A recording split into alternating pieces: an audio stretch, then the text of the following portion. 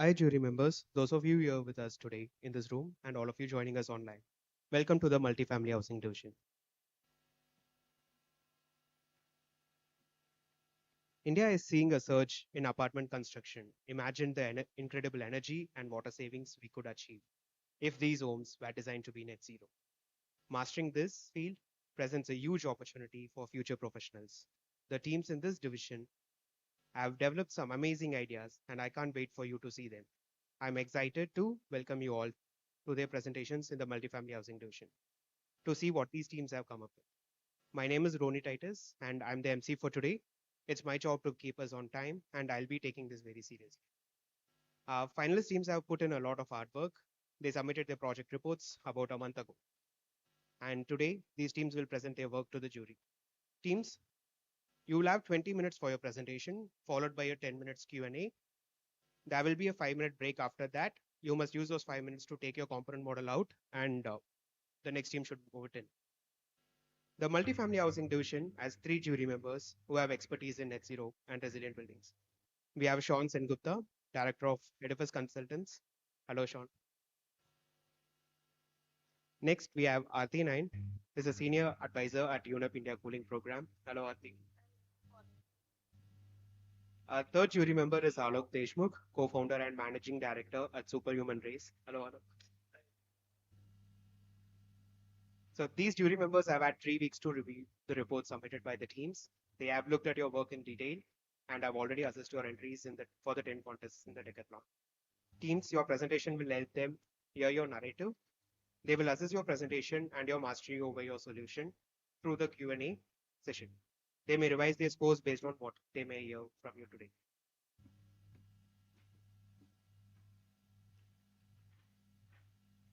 Jury members, I'm so excited to have you meet the teams today. I will need to interrupt people, including you, from time to time to help us stay on time. Please don't mind. I'm looking for your support for this. Please keep the comments and questions to the point. Let's begin. Let's start with the presentation. Our first presentation is from Team Avasa. They have worked on project Lodha Aranya, located in Mumbai.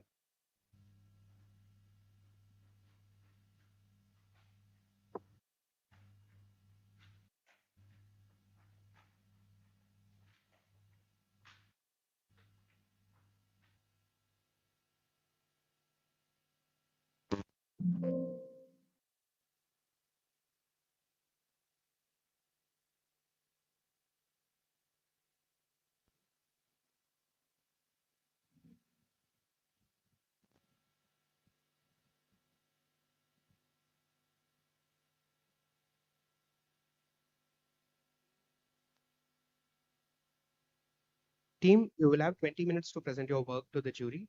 At 15 minutes, I will ring a signal like this.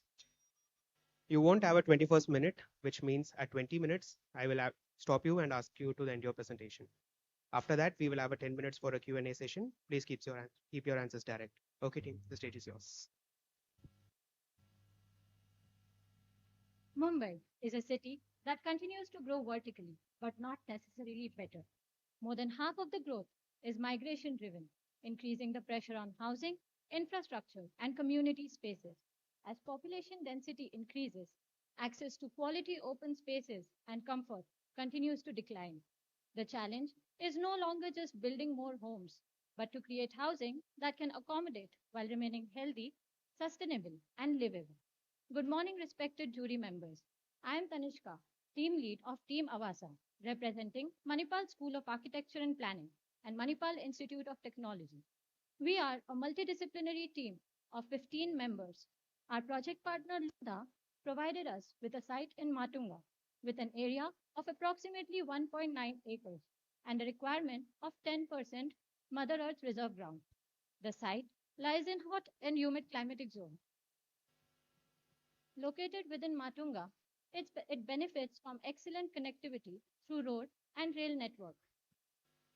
As a response to this context, a mixed-use development was proposed instead of a gated community. To understand the future residents, we conducted surveys and demographic studies. Our proposal directly responds to these aspirations. Our design was guided by a climate study was done to guide our design. Our design was guided by three principles: community, climate, and well being, creating space that foster connection while maintaining individual privacy. The tower consists a mix of 168. The massing was done as a response to climatic study. Building blocks oriented to maximize daylight and ventilation. The towers were then modified to reduce heat gain while creating shared community space at podium level. The towers consist a mix of 168 total units. Tower 1 comprises of 2 BHK and 2.5 BHK units. Tower 2 carries the larger 3, 3.5 and 4 BHK. Reserve ground of 16% was achieved, and 15% of our built up is dedicated to recreation spaces, directly addressing the open space deficit that we began with. The, the entrance and the exit points are from the secondary road, reducing traffic congestion on the main road, and the retail is placed as an active frontage towards the southeast side, which is where the primary road to the site exists. The entire perimeter of the site is served by a fire tender road. Internal vehicular movement follows a one-way loop, and the drop-off points of each tower are shaded by the podium slab.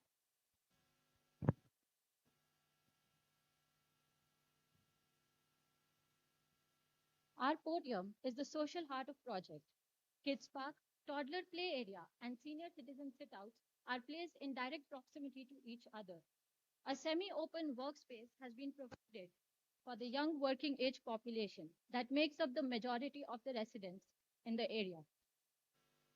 The cores are placed centrally, serving 4 to 5 units, reducing the dead corridor, and units are planned to minimize internal circulation and maximizing windowed frontage. All corner bedrooms in our units have two windows, which provide better cross ventilation. Vertical farming on facade is an ELT company patent lightweight planting medium with a foam retaining water and moisture up to 10 mm, ensuring that the plants stay alive with minimal maintenance and the facade stays green year round. The design tells you what it looks like. Engineering tells you why it stands, performs, and lasts. Our response to each of the problem identified achieved measurable results. PT flat slab eliminates beam congestion, reduces dead load, and frees up ceiling height, providing spatial flexibility within each unit, making them adaptable. Shear wall system strategically positioned and dimensioned to provide adequate lateral stability for seismic zone 3. By combining the two systems, structural material consumption was reduced by approximately 18 to 20%, while fully satisfying IS 1893 requirements. Smart controls enable real time decision making, ensure long term efficiency and resource conservation, and these have been included in our design. For HVAC, we designed to a standard of 1 ton per 100 square feet and worked through a rigorous cooling load analysis with our industry partner, Cool Corner. VRF indoor and outdoor units are positioned to minimize piping runs and maximize system efficiency. Split units handle smaller space and are used in Tower 1, and VRF system is used in Tower 2 with higher demands. The result is a system that is efficient under both peak and part load, which in Mumbai's climate is most of the year. Waste man- for renewable energy generation, solar panels and wind turbines are strategically placed across rooftop and facade. Waste management at Avasa is a designed system and not a bin collection exercise. A chute system carries waste to ground level, where it is separated into four streams. This significantly reduces the landfill burden and creates a revenue stream through EPR credits and compost sales. Segregation rooms are centrally located between both towers for easy chute access. Labor movement is kept separate from vehicular movement. Over to Twarita. Based on our survey in Matunga, we identified six key problems that led us to a series of critical questions. The first question is, can a centuries old Jali be reimagined into a high performance component? In collaboration with Harsha Tile Company, we designed and developed Vayu Jali, a wind oriented dehumidifying Jali system incorporated in each balcony. The geometry of the brakes have been optimized to align with prevailing wind direction. Vayu Jali delivers 35% lower embodied carbon and a 5-year increase in operational lifespan. It helps increase airflow, reduce heat transfer, and also has a high reduction in surface temperature. Vayu Jali is achieving a reduction of 4 degrees surface temperature from the listed material composition, which also supports the structural safety of the system. The next question is, what if a canopy could not only provide shade, but also function as a microclimate regulator? The Carbalim Biocanopy is a microalgae based unit with a recycled steel frame which purifies air and sequesters carbon. We collaborated with Carbanim and integrated this technology into a form that seamlessly blends with our project. The system removes more carbon over its lifespan than what was emitted during its production and installation, with a net sequestration figure of 607.8 units. Two biocanopies are strategically placed which operate as a closed loop biological system, resulting in a 10% increase in air quality. Microalgae absorb CO2 through photosynthesis and biogas is produced within the photobioreactor, which is converted into biochar applied into the compound soil. Unlike HEPA filters, microalgae replenish themselves in just 120 kilowatt hour per year. The next challenge was, in a future defined by water scarcity, can we afford to ignore thousands of liters going to waste? A significant amount of condensate water from indoor AC units is typically discarded. The proposed system collects and reuses it as potable water. A sample collection of condensate was taken from AC units, revealing that the water was safe and fit for consumption, supported by the following metrics. Our project's 431 air conditioning units generate approximately 12.5 lakh liters of condensate annually. We collaborated with two industry partners, Plato Greentech and Cool Corner, who helped us understand and implement this principle. The condensate water is first collected from the AC drain pipe and passed through a 4-stage filtration system. The treated water is then stored in a dedicated storage tank for portable uses. Another critical question was, in a city where mosquito breeding remains a persistent challenge, how can this innovation become a first line of defense? We proposed an insect decoy and deterrent system, which is a dual mechanism pesticide free approach, operating on the push and pull technique. Push system integrated with lampposts automatically activate between 6 to 9 p.m., providing 3 to 5 hours of protection. Complementing this, the pull system is placed along the site periphery, which attracts and traps mosquitoes housed in replaceable cartridges. This results in a 60% reduction in human mosquito contact. Unlike conventional mosquito control methods, insect decoy system offers a lower risk to disease exposure of residents.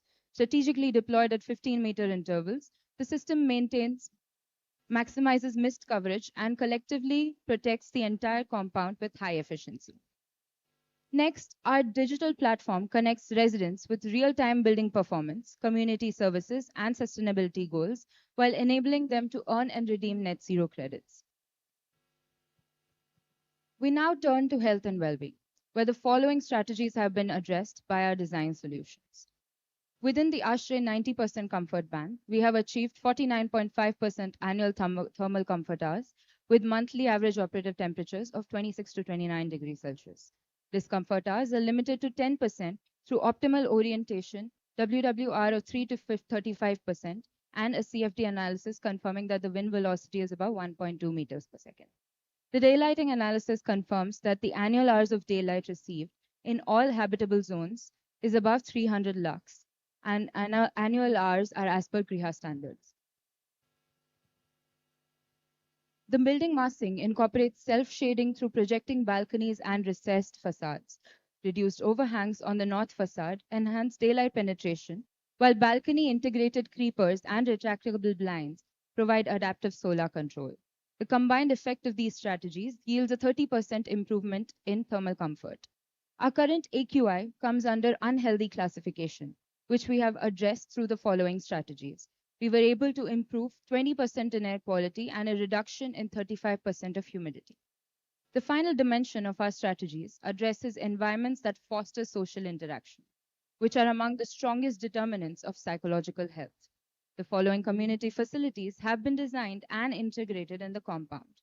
Now, Ananya will take you through building performance metrics. In response to the problems identified, how did the design pave the way for an energy efficient building? EPI has been reduced to 28.94 kWh per meter square per year, representing an overall reduction of 55% in energy demand. Together, the passive strategies substantially reduced cooling loads prior to the engagement of active systems. EESL air conditioners reduced energy bills by 35%, yielding annual savings of approximately 300 units. Daylight response design avoids 0.34 lakh kWh of lighting energy annually.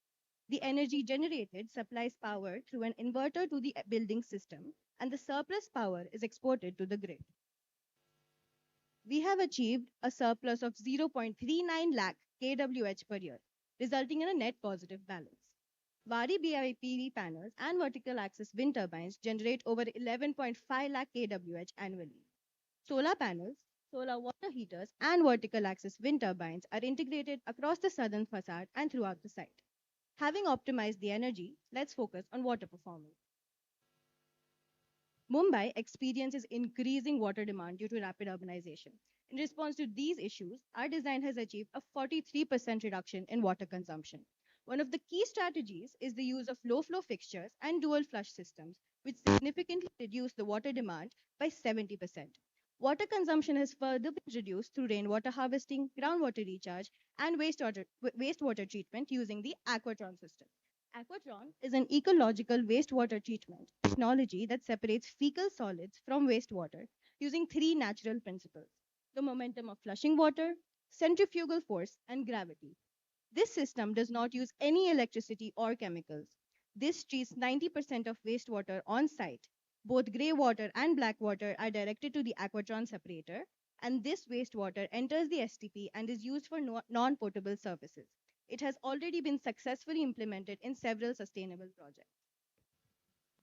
In terms of site planning, the services have been located on the ground floor for easy access and maintenance. Meanwhile, recharge pits, permeable paving systems, an amphitheater landscape, and softscaping are distributed across the site to maximize groundwater recharge. The overall water cycle within the project operates as a closed loop system.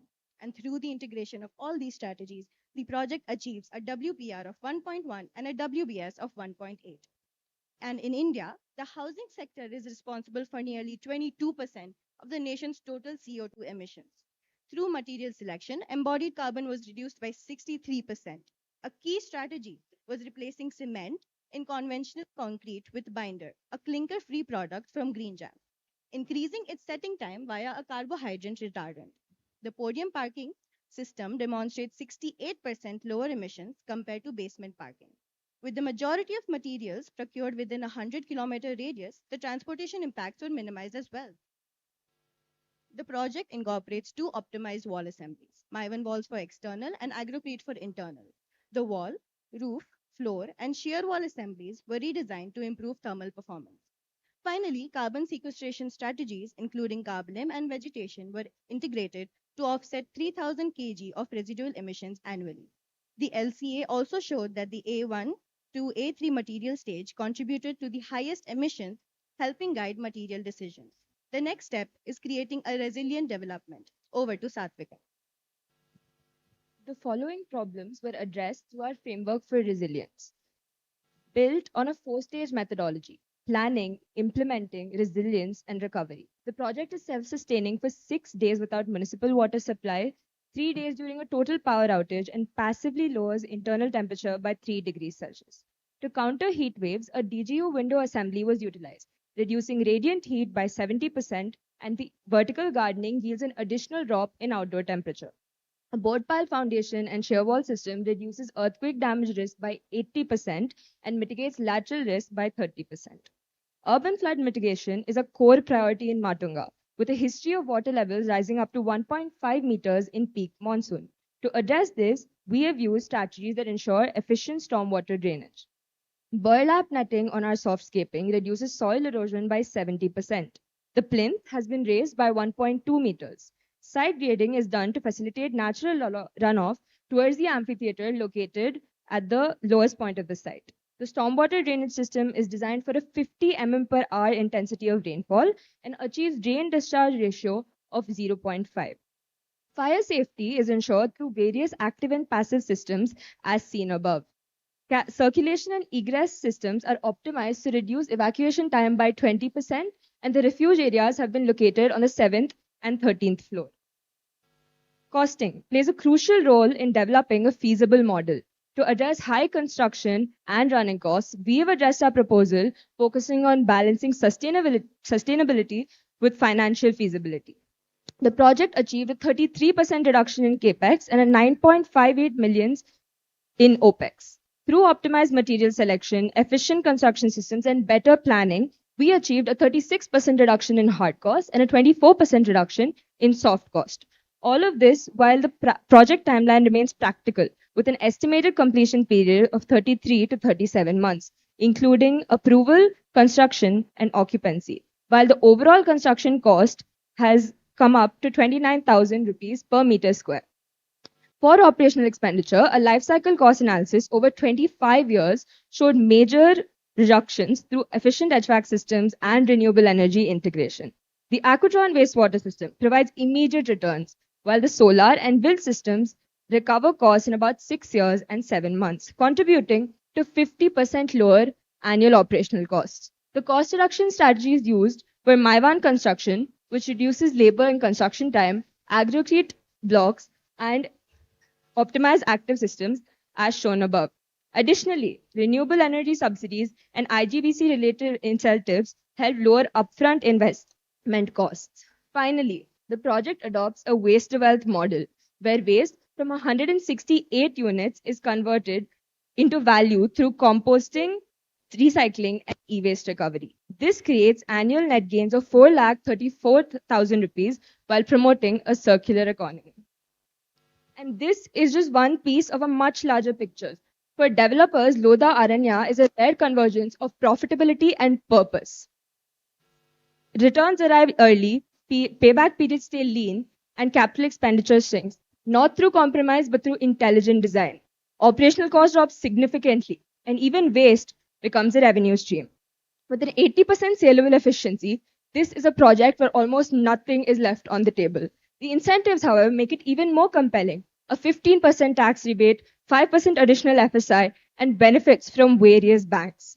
For the people who call it home, however, Lodha Aranya offers a quality of life that's simply unmatched. Zero electricity bills, 20% improvement in AQI, internal temperatures maintained between 26 to 30 degrees Celsius, and a 35% reduction in humidity. Residents enjoy organic produce, private deck spaces, a dedicated pet park, and outdoor workspaces, all within a community designed for connection and well-being. Lodha Aranya isn't just a building. It reimagines the skyline as an ecosystem where every decision works towards a cleaner, greener, and more resilient future. So, jury members, would you like to live in Lodha Aranya? Thank you. Thank you, team. You guys finished well on time. Let's hear the jury's comments and take questions from them. Sean, I'll start with you. Hi, congratulations. Very well presented. You've distributed, your talking points between yourselves, covered sections, covered it on time. So congratulations for that. I had a question on a very basic element of the zoning, the master plan, because, as sustainability experts, we always try to push for low cost solutions, and master planning, building orientation, all of this does not, it's like a zero investment intervention, because whatever you do later on is always it'll cost you something or the other. So I wanted to go back to the master plan, and I had a question on that, please. The site plan, whichever slide has that.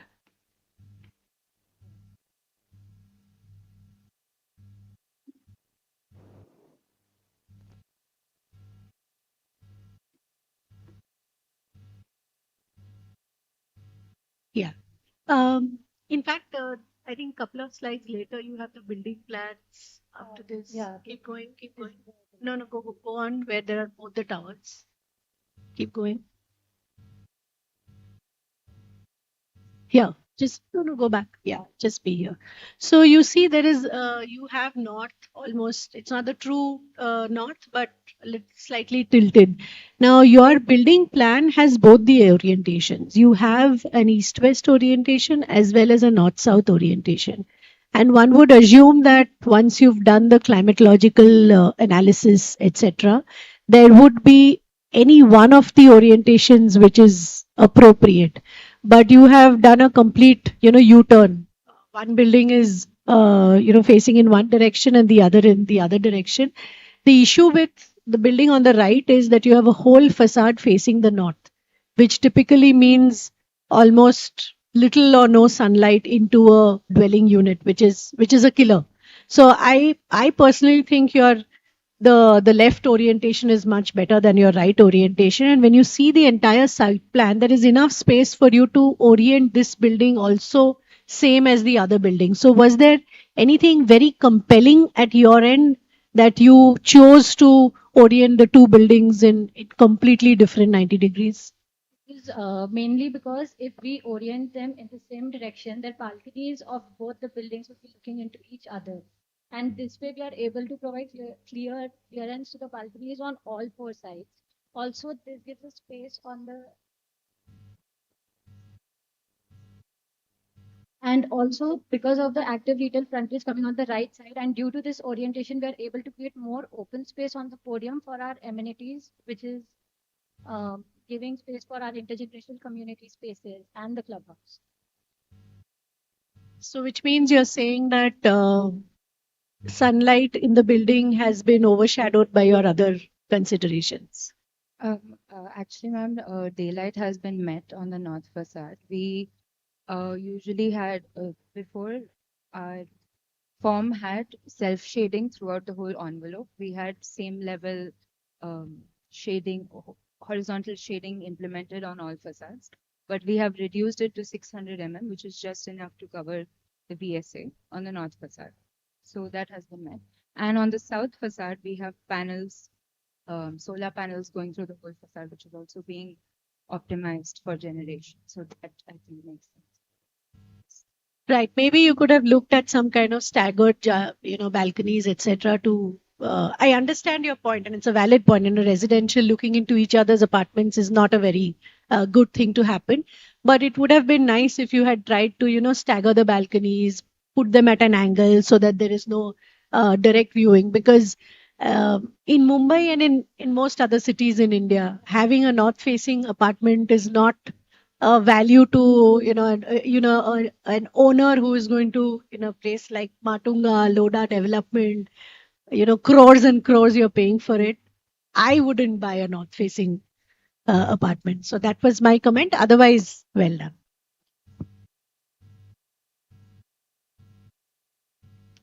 Yeah, hi. So, first of all, congratulations for making it to this room. Um, I think that itself is a big achievement. I echo what Sean said about your delivery. I think it's clear that you all have rehearsed and you all are prepared. The delivery was very good. So I think that that must be commended. You finished right on time. I think that that says something. I have one specific question and a general observation. So the question is that there are three capex reductions that are in the report. 8.7%, 17.7%, and 1.74%. That was actually a typing mistake that Okay. happened in Google. So that's why I put it. So you're going with the biggest number. No, that was actually the real number. We moved the Okay. typing. Your worksheet did get to the 17.7%.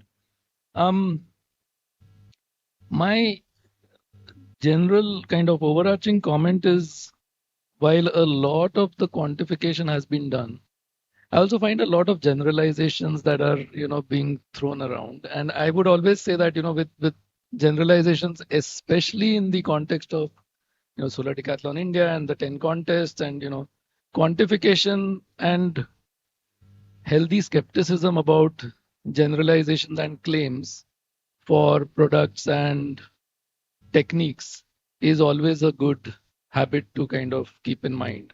So, for example, vertical landscape reducing temperatures. I mean, so okay, I know about evapotranspiration, but like really by how much, right? And does it really make a difference to the, to the temperature inside the home and such? So it's just a general kind of a comment that, gross generalizations will usually take away from the credibility of even a very well quantified objective resolution. So, yeah. Thank you, sir. Can you hear me? Thank you. Yeah, I echo my fellow jury members. A very good and streamlined presentation, and congratulations on that. I have one question. One particular question is, it's a net positive building, but it comes with a turbines. What made you go there instead of stopping at achieving net zero? Was it worth it? Like, It's mainly because in Mumbai, how much ever we try, the consumption will remain because of the air conditioning usage, which is very high because of the climate. And so we will have to incorporate these systems for renewable energy generation, whereas we have actually reduced consumption by a lot. Still, there was a need for the system. yeah, my question is, why did you go net positive? It was an additional expense which you could have Yeah. avoided. Is it a future planning or what was that? It is mainly for future planning and also for having a service in case of any emergencies for the.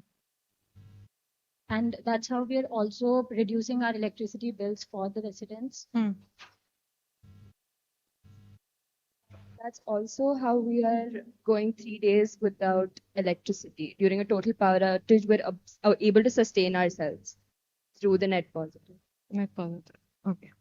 And my last one is on the materials. I have a question. Is this my one being used, which Yeah. is not exactly a sustainable building material, nor does it lend to energy efficiency easily. Yeah. And my one doesn't allow horizontal projection. So I don't know how you're mixing it, but those chhajas and shading would not be very easy to achieve with my one. And if I understood your report correctly in presentation, agrocrete is being used in internal walls. Is it justified being used in internal walls? So to answer the first part of your question, which was regarding my one, the thing is right now, even if we try to convince developers, they will never agree for block construction because construction timeline with my one is so low, they will not prefer to switch.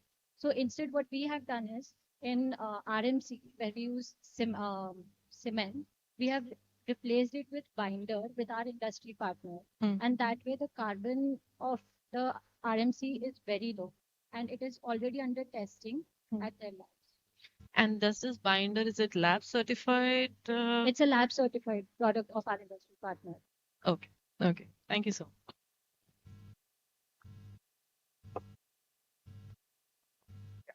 Thank you, jury members. Thank you, Team Avasa. Let's take a 5 minutes and get ready for the next presentation.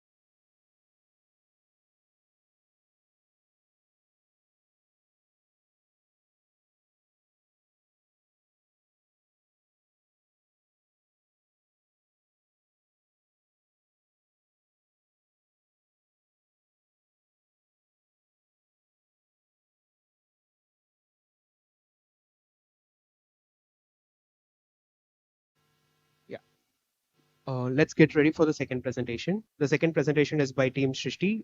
Their project is Solaris Heights, located in Bangalore. Team, the stage is yours.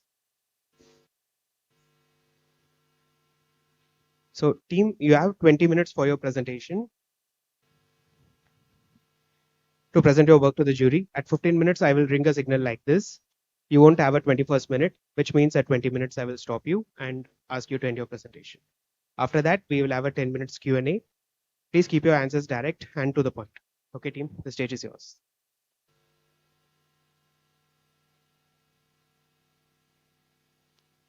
Good morning. We are Team Srishti from SPA JNFAU.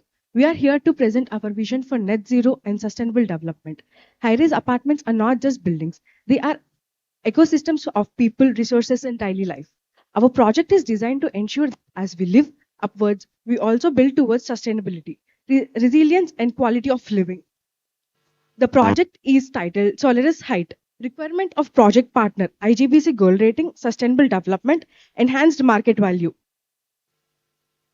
The site is located in Sadarmangla, Bengaluru, a rapidly growing urban area in Whitefield region. The project benefits from proximity to residential areas, educational institutes, healthcare facilities, and commercial services. Total site area is of 17,013 square meters. Permissible build-up area 42,533 square meters. FAR 2.5. Permissible ground coverage 9,357 square meters. Total build-up area 39,115 square meters. Coming to climate, predominant outdoor temperature is between 18 degrees Celsius to 32 degrees Celsius. Typical average range is between 30% and 80%. The annual temperature range falls within the adaptive comfort zone. Southwest winds during monsoon, northeast winds during winter months.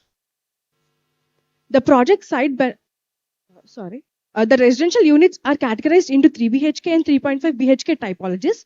A dwelling unit is designed with 31% conditioned spaces and 69% unconditioned spaces. Let's look at design iterations. First one, east-west facing facades caused high heat gain. Second one, modified form but targeted self-shading was not achieved. Third one, reoriented with longer axis along east-west. Final layout. Massing and zoning. Core selection, orientation, modified form, staggered, tri-massing, and final form.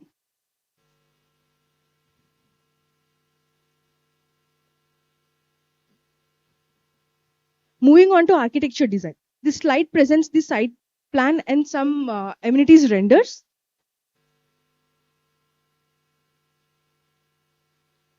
Strategies. Native forest, biodiversity and cooling. Optimized form, shading, ventilation. Porous paving, groundwater recharge. Roof strategy, reduced heat gain. Green pockets, vegetable garden, EV charging. Form, staggered massing for self-shading, daylight and ventilation. Core, 3 cores ensure privacy, efficient circulation and thermal comfort. Zoning of 3 BHK and 3.0 BHK. And individual unit zoning, bedroom, dining, living, kitchen, utility, balcony. The project includes 175 units of 3 BHK. Each unit is of 120 square meters and 44 units of 3.5 BHK. Each unit 140 square meters. The following section is engineering and operations. The project incorporates energy efficient lighting, LED lights, efficient ventilation, exhaust fans, HVAC system, VRF HVAC system, energy efficient appliances, 5-star appliances, smart sustainable design, low energy solutions. Engineering and operations is categorized into 4 topics: building envelope, water system, energy reduction, energy generation. Sewage system STP. The occupancy is of 720. Water consumption 1,21,407 liters. Grey water generated 93,604. Black water generated 27,803. Total capacity of Eco STP 1,12,000. The following systems contribute to the project's renewable energy generation. Total energy generated by Kamagir flywheel is 87.6 kWh per year. Roof-mounted solar wind hybrid system generates 5.6 lakh kWh per year. Wall assembly system is designed to reduce heat transfer, improve thermal insulation, and enhance indoor comfort while lowering the building's cooling demand.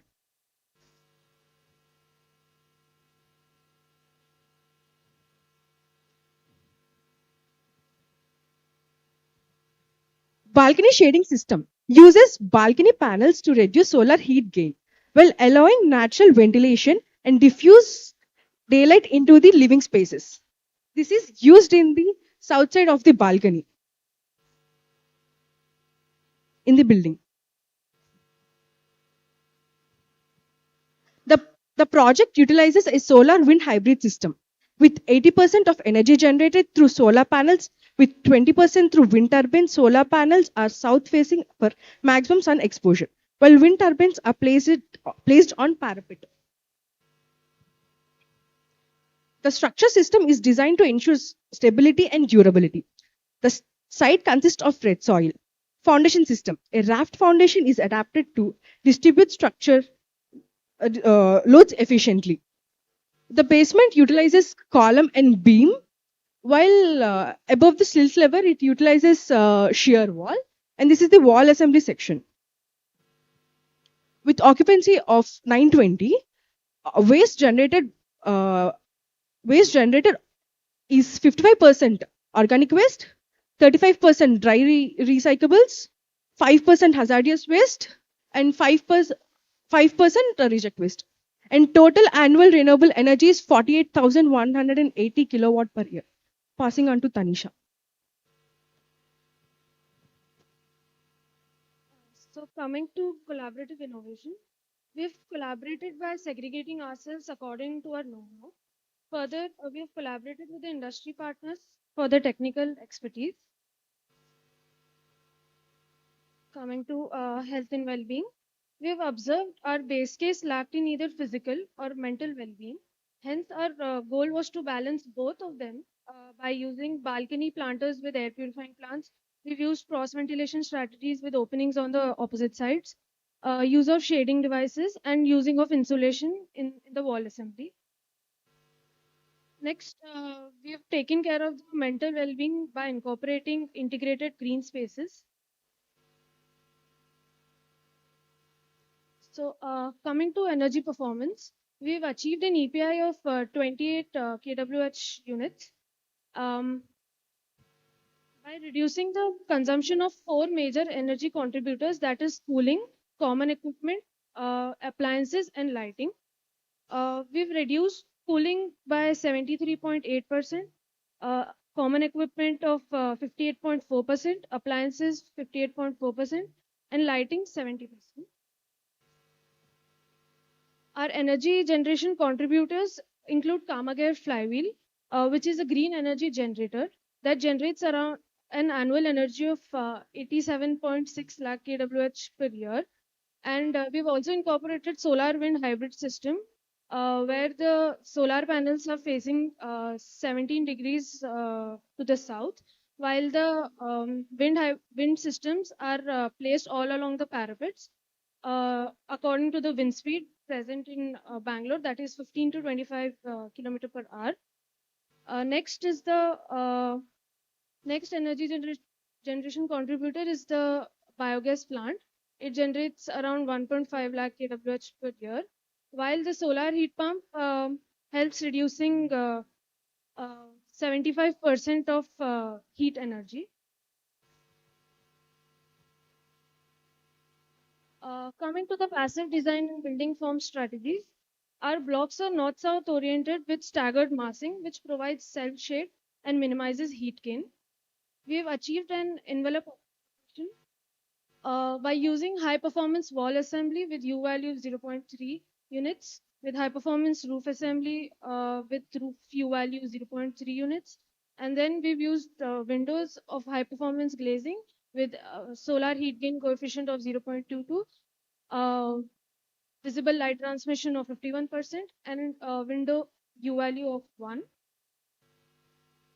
Next, coming to the daylight analysis, we've achieved in 55% daylight autonomy that compiles with Econevas Samhita. We've used strategies like narrow floor plates, deep set apertures, vertical clay fins, folded balcony light shifts, and strategic window sizing with a wall window ratio of 20 to 25%. Our energy efficient building systems include VRF HVAC system, central water heat pump, efficient pumps and lifts, LED lighting, sensor lighting in common areas, lighting power density, which is less than 7 watt per meter square. We've opted for 3 different facade strategies that include vertical clay fins, a folded light balcony shelf model that you've seen here, and we've used deep balconies. Now, Damini will explain water performance and carbon. Water performance. Our primary goal was to achieve net zero water consumption housing by reducing water demand and maximizing reuse. We have integrated rainwater harvesting, grey and black water treatment. As a result, we have reduced a per capita from 135 liters per person per day to 86.3 liters per person per day. We have an occupants of 920, and the total consumption of water goes to 3.2 crores liters of water. A first step of reduction is the source through efficient fixtures and appliances. We have introduced vacuum commode plus dual flushes, which have reduced 54.81% of water, and for washing machine, which has reduced 42.39%, and dishwasher, which is highly common in Bangalore right now. It is also getting a lot of influence because of the water, and also ever since COVID, families are becoming more independent. So dishwasher has reduced significantly for a percentage of 94.62%. Additionally, we have also involved sensor taps, aerator for faucets, and also low LPM showers. We also focused on water recycling through grey water, black water, and rainwater harvesting and native landscaping. Together, these strategies help achieve a reduction of 36.1% of water reuse. This is the water cycle. Here, our major sources of water is borewell and rainwater harvesting. So the borewell and rainwater harvesting is where the water gets collected. Then they're moved into the overhead tanks where it is distributed to individual flats. Then after that, the discharge water is taken in through grey water and black water pipes into the STP where it is filtered again and then sent into the overhead tank where we have multiple uses of the treated water for cleaning, gardening, flushing, taps, and fire protection. This is the water balance analysis compare annual demand and supply. Our project generates 33.19 million liters, while our demand is only 32.03 million liters, hence making the building net positive according to IGBC standards. We have only considered rainwater harvesting only during the monsoon seasons, and during the drought seasons, the water is pulled from the bore wells. For wastewater treatment, we have adopted to phytoremediation sewage treatment, a nature-based water treatment system that uses filtration media, wet plants, and microbial process to remove contaminants and produces reusable water with minimal energy consumption. So it has 4 tanks. The first one is the sewage tank where the water is collected. Second one is the sump where the water is, it is a buffer space between the sewage and the filtration pond. It pumps the water. Filtration pond, it is removed excess solids and reduces pollutants. And in the final polishing pond, it is all the microorganisms and they help removing extra pollutants and improving the overall quality of the water itself.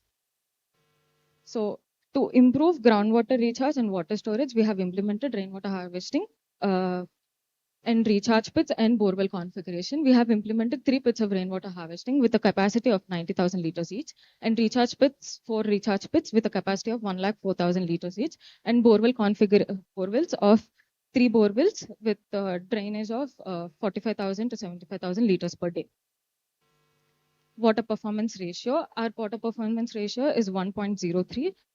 Since the recharge is more than withdrawn, the building is water positive. Coming to embodied carbon. This slide shows the overall embodied carbon analysis, which measures emission from materials and construction. We have achieved a reduction of 77.1% in embodied carbon. Our first strategy was efficient building design. We have placed the core areas in center to reduce the overall circulation space and also attach few walls where we can to also these both strategies reduce the material and the extra material which we have avoided, and and we also implement shear wall technology. It is an aluminum framework technology that enables faster and stronger and high quality construction. Compared to brick and masonry and mortar, the shear wall technology has proven to produce lesser carbon. We have for wall structures optimized for walls is optimized materials such as for wall systems optimized materials such as insulated wall layers are embodied carbon by 11%. For roof systems, it has reduced by 51%. For floor system, it has reduced by 31.8%. And for fenestration system, 77.8%. Moving on to Sri Lakshmi. Resilience. Resilience lies not only in building's ability to endure, but its ability to continue supporting the people who depend on it. By keeping this in mind, we started with 4 stages for resilience, starting with mitigation, which is risk assessment in the Bangalore area and the site, and followed by preparedness, implementation, response, and recovery. Starting with risk assessment, we study throughout the risk in the site, something like resistance to danger, disaster, emergency food supply in case of any emergency disaster, multi-use spaces, and stormwater management. For this, our response started with mapping seismic and flood zones as per NBC land use, enforcing setbacks, height limits, and controlling density in the site, designing according to the regional climate condition. Sacrificial tank. It's an OAT in the communal spaces which collects the excess runoff water, which also acts as a water body during the monsoon seasons. And with vegetable garden incorporated in the site for baseline aspect for resilience. Stormwater management. Coming to this, we have 3 main surface level strategies, including biospheres, percolation pits, and porous paving. These are followed by the recharge pits next. Recharge pits. We have 4 recharge pits along the 4 corners of the site, which collects the excess runoff water by the slope of the site. We have total number of 20 recharge pits considered according to the water calculations. Site security, we have 1 entry and 1 exit to the site, and with the security cabins placed in the important zones like communal spaces and clubhouses where the security is needed for private. This is the first layer of resilience, which addresses climate and resource challenges through cool roofs, renewable energy, rainwater harvesting, recycling, and high performance building envelopes. Second layer focuses on the occupant safety, flood mitigation, protected utilities, seismic resistant structural system, pressurized staircases, refuge areas, and fire safety measures. This is the overall compilation of the resilience strategies we went through and the impacts of each strategy. Affordability. Our baseline cost is 2,272 million INR, while the proposed cost is 2,615 million INR. By this, while the initial investment is higher, the long-term savings create a lasting value for the occupant. The land cost being 500 million INR and the total project cost being 66,859 INR per square meter. Value proposition. While the initial this project delivers environmental, social, and economic benefits through integrated approach like universal design and accessibility, sustainable infrastructure, mobility and future-ready infrastructure like EV charging stations, climate responsive design, and community and lifetime amenities. Landscape. This does not act only as an ecological system rather than just an open space, but also a communal space focusing on physical and mental health well-being, like native forest, which incorporates native plants from the Bangalore with the meditation spaces, vegetable gardens, aroma garden, and paving, which is access for resilience and also for mental health well-being.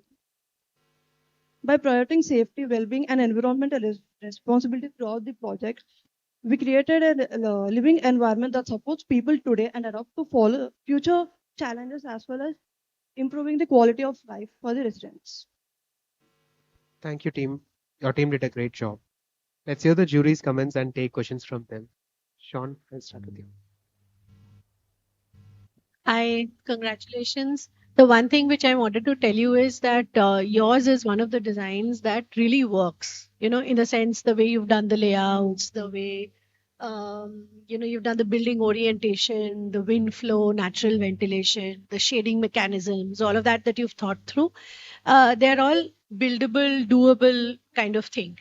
However, one of the things which I want to tell you is that theoretically you've got the things right. You've given, you've proposed that you want to have a STP which is plant based. You have bioswales, you have recharge pits, all of that. But in a city format of development, the challenge that we all architects face is we all know what are the do goods. Okay, we know the theory, but how do we optimize in terms of space, cost, and the resources that you have? That's the whole key. To say I want this, I want to store all my water and then reuse it, is it's like theory, right? But can you actually do it is the whole catch. That's where design comes in. That's where your capability, your innovation, all of that comes in. If you can go to slide number 54, I'd like to highlight a few things. So if you see slide number 54, on your right hand side, what all have you shown in those bits of triangles over there? You have shown water tank and drinking water storage, you have rainwater harvesting collection, STP, all of that. Do you really think all of that is to scale? They are like one bedroom size each, literally, those rectangles that you've shown here. And what have you said? That you are storing some 3.2 crore liters of water. That's what you mentioned, right? It's just the consumption of the annual consumption. That is not the storage. And we have. What's the storage that you're proposing for water? No, the what you are saying, you are water neutral, right? You're net water neutral. What is the storage capacity of water that you're proposing?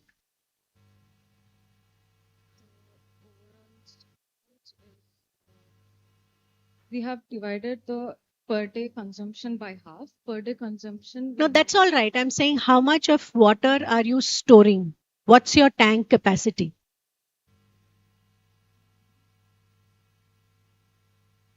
Somewhere you have proposed some crores of liters, okay, somewhere, okay. So if you realize the amount of space that it's going to take, it's going to it the kind of size that you've proposed, somewhere you'll need like a 4-story, 5-story dug up tank with meters and meters of square meters of area. You'll like need a 10-15 meter by a 20 meter by like a another 10-15 meter deep tank.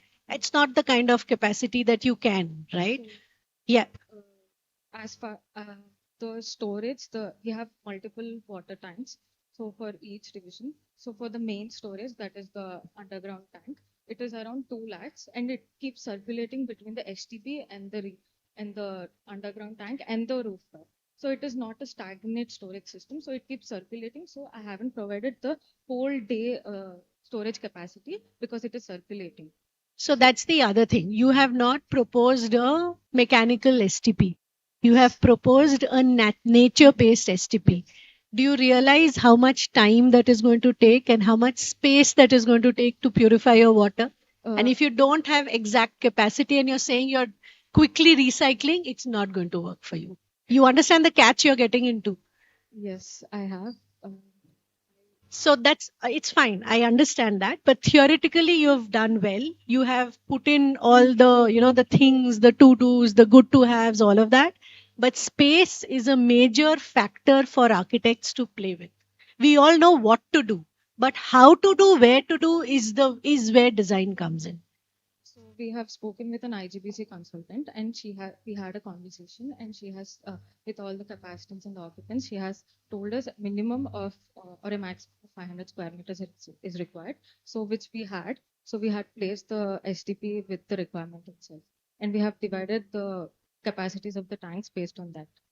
Uh, we had a lot of tanks with their capacities. Sure, so that's this fine. couldn't- Just recheck with Yes. basis this feedback, okay? We With had your the- natural STP and your 3.2 crores liters of That is the- requirement with those bits of bedroom size tank, it all doesn't put together. That is the right? annual consumption of water. We have included all the tank. We had multiple tanks, so we included them in the report itself instead of mentioning here because that is very lengthy. We had multiple tanks for operation purposes.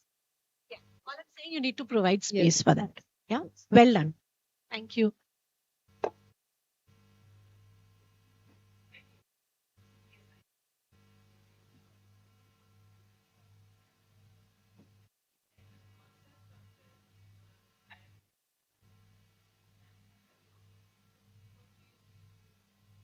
So this is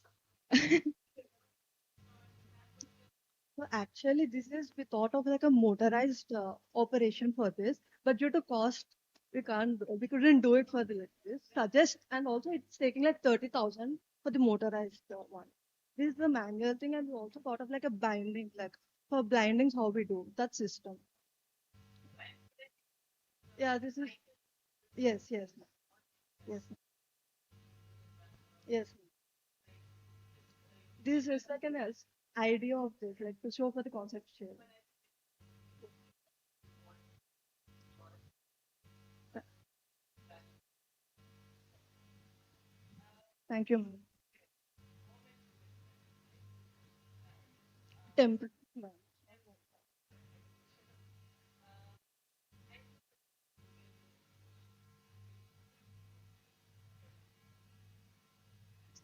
70.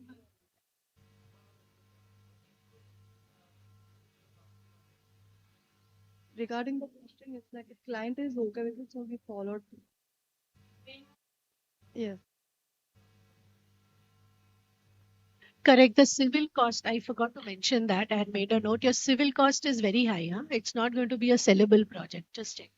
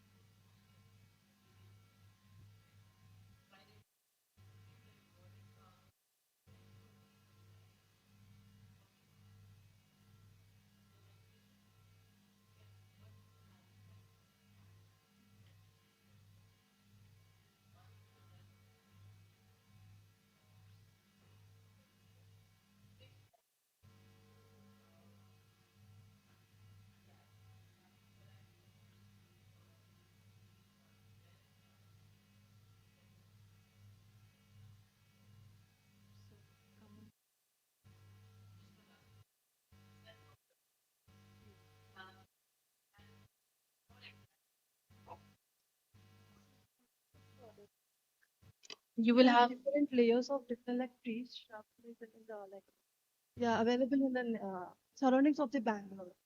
It's a native forest, like Okay, it's a yeah, native native forest. forest. It's Due to not an which the urban. plants are like creating a hierarchy between like trees, shrubs, and plants.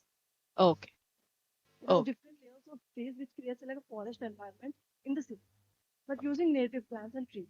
okay. Then that makes sense. Thank you.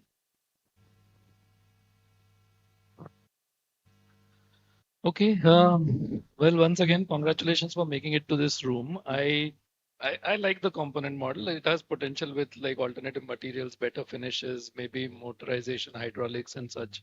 I think it can be a really good concept. One super critical comment is about the flywheel as a generator. Any engineers here or on the team? No engineers at all. First law of thermodynamics, anybody remembers it? First law of thermodynamics, Solar Decathlon India.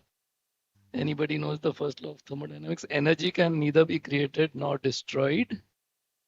It can only be transformed from one way, one form to another in an isolated system. So I do not understand how a gamma gear flywheel generator generates more energy than is input. How much is input and what is generated, and where, so it's there is a concept called perpetual machine or perpetuum mobile, which for centuries human beings have tried to invent perpetuum mobiles, but that is not. So I think I'm going back to my healthy skepticism comment. I don't know. I mean, if you have an explanation for it, but other than that, I think that, I think you have 750 kilowatts of cooling capacity for 220 units, which seems, I know this is Bangalore, I know you're using a lot of insulation, but it seems to me a little low. It just kind of, because when I divide that by 3.5 for the tonnage and then spread it out, that's the other remark. And finally, I think sometimes, with like graphic representation, one really needs to think, what are we trying to show with charts? So when you have the pie charts that show the internal space distribution within each residential unit, I was just trying to wonder what, like, the comparison, it looks like a nice pie chart, but I was not understanding what to make of it. So yeah. So for the HVAC, since it is Bangalore and we've used passive design strategies and everything to drastically reduce the cooling loads, and that is why maybe you're finding it a little low. Because for in Bangalore, for the peak summer months only, the 3 months, we've calculated the HVAC. Since other months absolutely do not need any HVAC, so maybe that's one reason you might be getting the cooling loads. Okay. Thank you. Thank you. Thank you, jury members. Thank you, Team Srishti. Let's take a 15-minute tea break. Tea will be served right outside the hall. Folks online, stay tuned for the next presentation.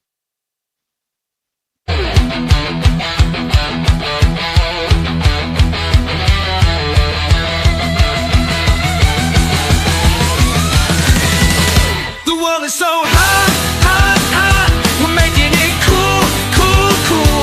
We're from SDI, net zero through and through. The world is so hot, hot, hot. We're making it cool, cool, cool.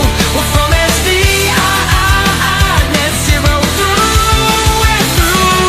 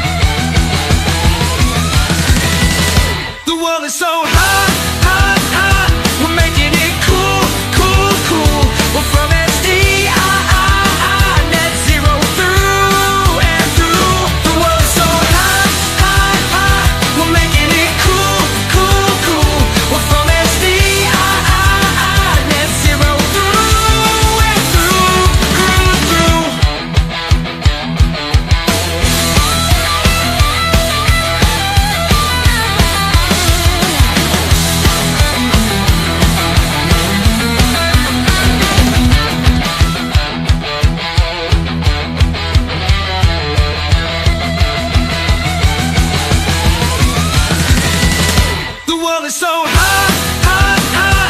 We're making it cool, cool, cool. We're from SDI, net zero through and through. The world's so hot, hot, hot. We're making it cool, cool, cool. We're from SDI, net zero through and through, through.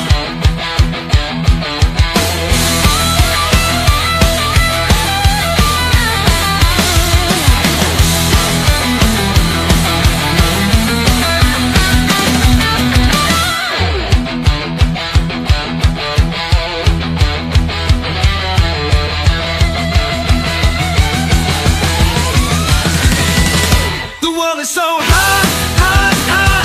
We're making it cool, cool, cool. We're from SDI, net zero through and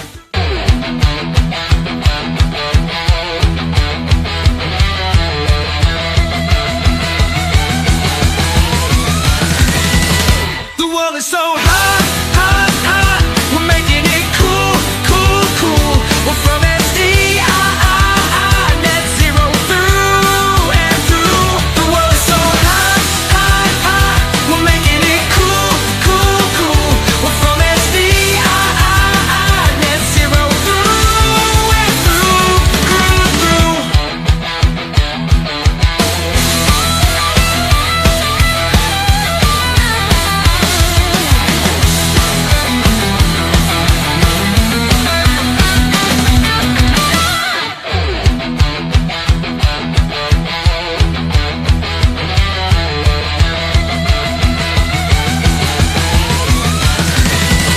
The world is so hot, hot, hot. We're making it cool, cool, cool. We're from SDI, net zero through and through. The world is so hot, hot, hot. We're making it cool, cool, cool. We're from SDI, net zero through and through, through.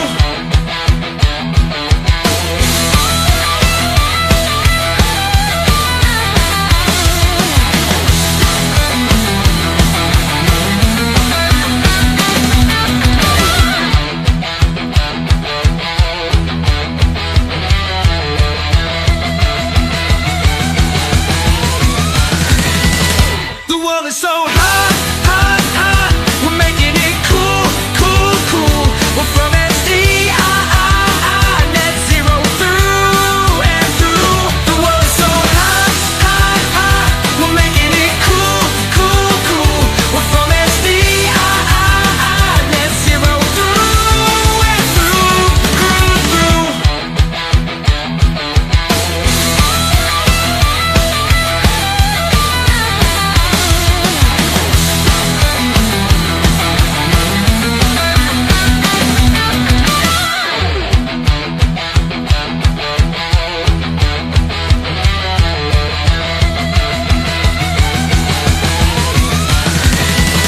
The world is so hot, hot, hot. We're making it cool, cool, cool. We're from SDI, net zero through and through. The world is so hot, hot, hot. We're making it cool, cool, cool. We're from SDI, net zero through and through, through.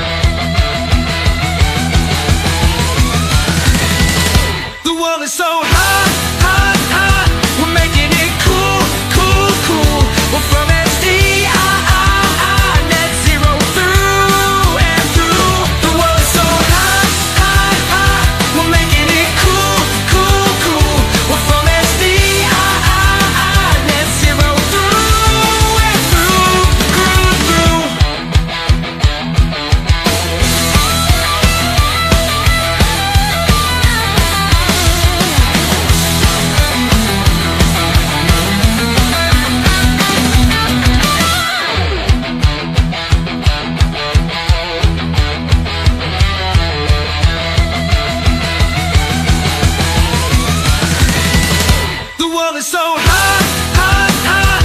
We're making it cool, cool, cool. We're from SDI, net zero through and through.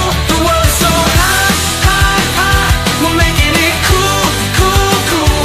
We're from SDI, net zero through and through, through.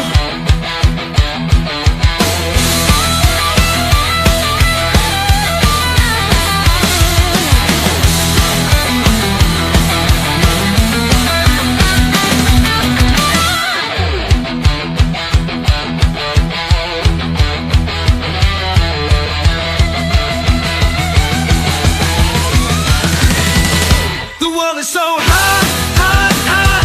We're making it cool, cool, cool. We're from SDI, net zero through and through. The world is so hot, hot, hot. We're making it cool, cool, cool. We're from SDI, net zero through and through, through.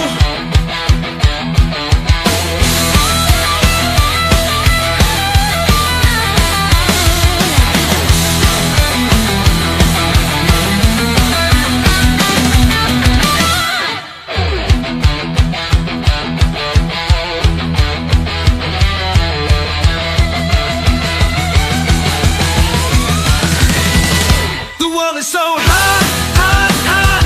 We're making it cool, cool, cool. We're from SDI, net zero through and through. The world is so hot, hot, hot. We're making it cool, cool, cool. We're from SDI, net zero through and through, through.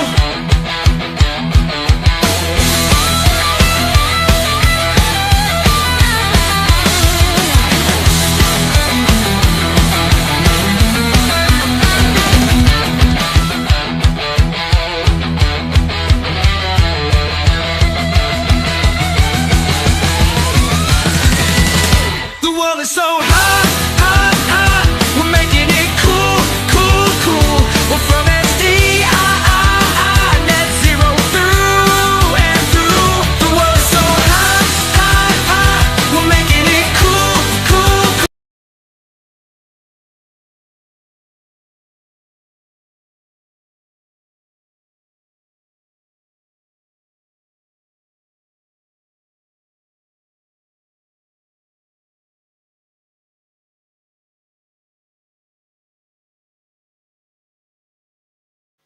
Welcome back to the presentations of Multifamily Housing Division. So the third team that's going to present today is Team Habitat. Their project is Habitaria, which is located in Bangalore. Team, the stage is yours.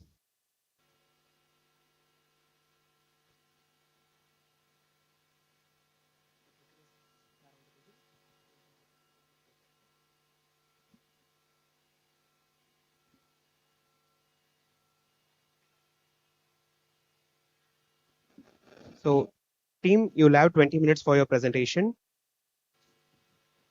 At 15 minutes, I will ring a bell like this. You won't have a 21st minute, which means at 20 minutes, I will stop you and ask you to end your presentation. After that, we'll have a 10 minutes for a Q&A session. Please keep your answers direct and to the point. Okay, team, the stage is yours.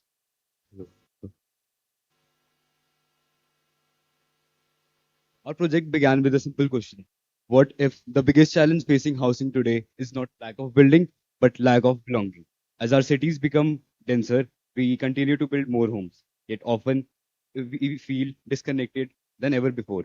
At the same time, these growing communities place increasing pressure on resources such as water, uh, water, land, and also infrastructure. Project Habitaria began with a simple ambition to create a housing system that regenerates uh, resources as well as rebuilds the human connections. Good morning, viewers. We are Team Habitat. We are representing Mahindra Life Spaces as a project partner. We are from Jamia Millia Islamia. Our project name is Habitaria. Habitaria is located in Navratna Agrahara, Yelanga, that is in one of the North Bangalore's fastest growing urban corridor. It is spread across 16.99 acres and we have achieved FAR of 2.85. The project accommodates 1,600, 1,060 residential units. across 8 towers and serves nearly 5,000 residents. It is designed primarily for working professionals and families. Our goal was to balance three priorities: density, livability, and environmental performance. These priorities became the basis of our design decisions. To achieve these objectives, we explored multiple building configurations and evaluated them on the basis of uh, ventilation, daylight, and planning efficiency. That worked for us was the H module. Uh, we then tested it through different orientation through radiation analysis to understand their response to the solar exposure. The 15-degree orientation emerged as the most effective option. With this form established, we could then start adding them to the site. This was the iteration that we started with. Our initial proposal consisted of fragmented blocks that performed well environmentally, but had no landscaping area. Therefore, we needed to work out more on the basic HE module only. The first step was to increase the number of units. Primarily, we had 4 units. Then the customized, we added 8 units, but the corridor was dark. Therefore, we added environmental gaps, which helped in cross ventilation and daylighting. And to enhance it more, we reduced 1 unit from the windward side, so that in the final optimized massing, there were 7 residential units on a single floor, and the single one was placed on the windward side of the site. There were also major restrictions. 75-meter because our site was located near the airport. Also, there was a regulation of Bangalore housing that the distance between two towers should be uh, half of the height of the tower. This was the final result that we came across. It had improved FR utilization and optimized planning as well. And also it had reduced solar exposure and improved cross ventilation because of our customized module. And in this module, we also had landscaping area that will that was our basic concept that we started with to integrate community. Then there are three different interconnected layers, that are community layer, ecological layer, and the water layer in the site plan. Uh, for the community spaces, we have spaces like clubhouses, amphitheater, collective farming areas. And at the same time, we also at our site we had 533 existing coconut trees. That also we have tried to retain, and also that can be sold as an amenity to the people who will be living there. These are the different typologies that we have came across. Further, we'll talk about in detail what are the strategies that we did. We have 2 BHK, 3 BHK, and 4 BHKs in our. So the design strategies that we implemented was a linear structure plan that maximizes daylight ventilation and connectivity. The roof integrates solar systems while the circulation network functions as the social spine for the community interaction. We also spend a bit of our time in ensuring that each of our unit is well lit and ventilated. At the unit level, we did corridor free planning that increased the net usable areas. We also did vertical stagnation by combining two 2 BHK units into a larger 4 BHK unit at alternate floors to create a broader housing mix. To improve the visual and thermal comfort, adaptive louvers were introduced on high radiation facade, which were adjustable from 0 to 90 degrees, that significantly reduced the average illuminance from 1158 to 875 lux, while eliminating the glare prone areas and maintaining the SDA above 91% to ensure better daylight throughout the year. Beyond performance, we also analyze that how architecture can foster the community interaction. So we introduced lift lobby as interaction zones, which created a sense of community interaction through complicated effect. And in the corridors, we introduced some small arc pockets that create human scale environments and breaks the monotony.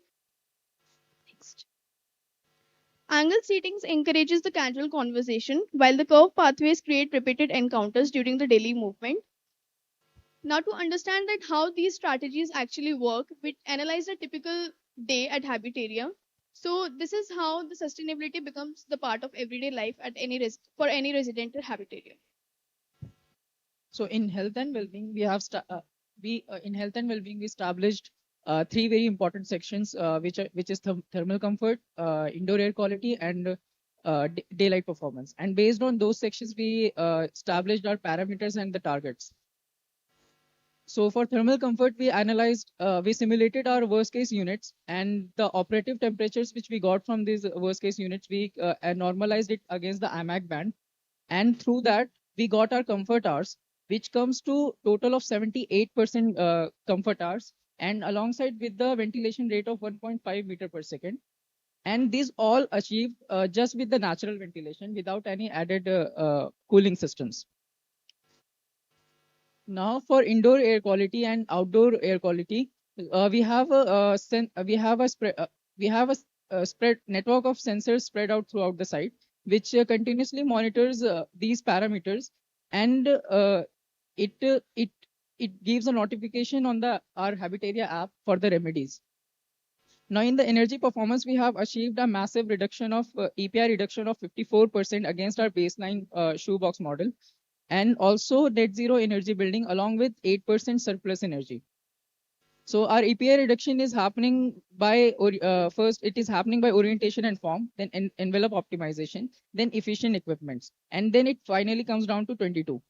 And we have also incorporated passive design strategies, which was discussed earlier, and through that we achieved the EPI to 34.5. Then to the envelope optimization, here we specifically focused on the cutting U values of these given system, and then compared it with the IGBC benchmark to show the reduction.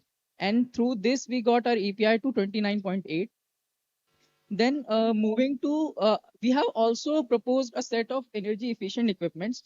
So these energy efficient equipments are helping us to reduce the EPI compared to the conventional equipments. Now coming to offsetting the energy demand, since we have reduced the consumption.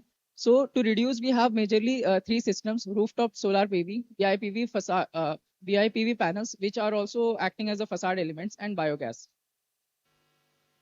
And coming to the waste management, so we have achieved a total 93.4% operational waste diversion rate, along with 45 lakh rupees generating as revenue per year. Now, our our strategies and goals were based on two phases: operational and construction phase. In construction, we logged in 17 green products. 17 green products. 17 green products, which was a part of our green procurement policy, and this constitutes total of 22.46% of the total material cost. And our waste composition is like we are generating 3,000 kgs per day, out of which 75% is organic waste, 20% is recyclable dry, and 5% is hazardous and inert waste. So coming to the innovation, the this is the most interesting part of the innovation we have done. What we have done is we created the innovation against the conventional waste chute system to conventional waste chute system, which gets misused, vandalized, and then abandoned eventually. So we have a system where we have a system like the QR comes out, you paste it on the garbage bag, and you scan it on the hopper, and that particular hopper opens to throw the waste. Through this one step, we got the three outcomes: traceability, efficient segregation, and civic responsibility. Now, since it was our project partner had the in the brief, we were required to make the building IGBC net zero compliant. So we have also projected the score we have got according to the strategies we have done. And for the innovation, we innovated the balcony with the integrated farming in it, and also second thing we have done is we have three dedicated jogging circuits which are integrated with the app. And we have finally the Habitaria app comes, which is the interface which collects all of the water and energy saving and turns it into the eco points. These eco points then gamifies and turns into leaderboard. Water performance. Our design supports a total of approx 5,000 residents and with a conventional demand of 7,49,000 liters. Using ultra-low dual flush fixtures, flow regulators, and smart IoT water metering, we reduce the base consumption from 150 to 88.4 liters per head, so a total of 41% reduction. This slide shows the entire water cycle of our building. Now, the grey water from wash basins, showers, and washing machines is treated through vertical flow constructed wetlands, followed by tertiary polishing, and then reused for non-potable domestic demands. While the black water is treated separately through ABR, and then followed by horizontal flow constructed wetlands, and then reused for irrigation and flushing. So our sustainable water supply system combines of three main streams: 32% of harvested rainwater, 59% of treated grey water, and 9% of treated black water. The project harvests approximately 28.53 million liters of rainwater annually, and it is stored through underground tanks with two large landscape ponds, providing nearly 7 million liters of storage and recharge capacity. The system also includes 13 recharge pits and 5 terracotta ring wells. So these terracotta ring wells are inspired from some traditional water harvesting system. Finally, our project achieves a water performance ratio of 0.97 and water back to source ratio of 1.26 with a complete autonomy of 23 days without any external supply. Now, moving from everyday sustainability, we also figured out that how Habitaria will perform during any disruption. So our resilience framework is categorized into 4 main streams: risk identification, preparedness, response, and recovery. For the heat waves, our design combines optimized orientation, addition of ponds for microclimate, and integration of vegetation on site. So all these strategies together significantly reduce the temperature from 2 to 5 degrees Celsius. For flooding, our critical services are protected through an 8-meter elevated podium and recharge pits and permeable surfaces to slow the runoff and increase the filtration. For life safety, we have dedicated fire stairs, automatic detection and sprinkler system, firewater tanks and evacuation route. For community resilience, we have productive terraces and urban farming that provide supplementary food production. And for the wind and seismic safety, we have an edge form and structured shear walls which reduce the torsion and improve the stability and allow a better airflow. Now, Habitaria also performs during any power cut supply. So the renewable surplus energy that we have from solar rooftop PV and facade BIPV supports the essential services and provide approximately 21 hours of critical load autonomy without any power supply. Moving on to embodied carbon. While operational impacts can be mitigated over time, embodied carbon is logged in on day one. We solve this by substituting major materials with different materials by rethinking every major building assembly. For a cradle to gate scope in our LCS, our design transitions from a baseline of 1,150 kilograms CO2 emitted to negative 42 kilograms CO2 emitted per functional unit.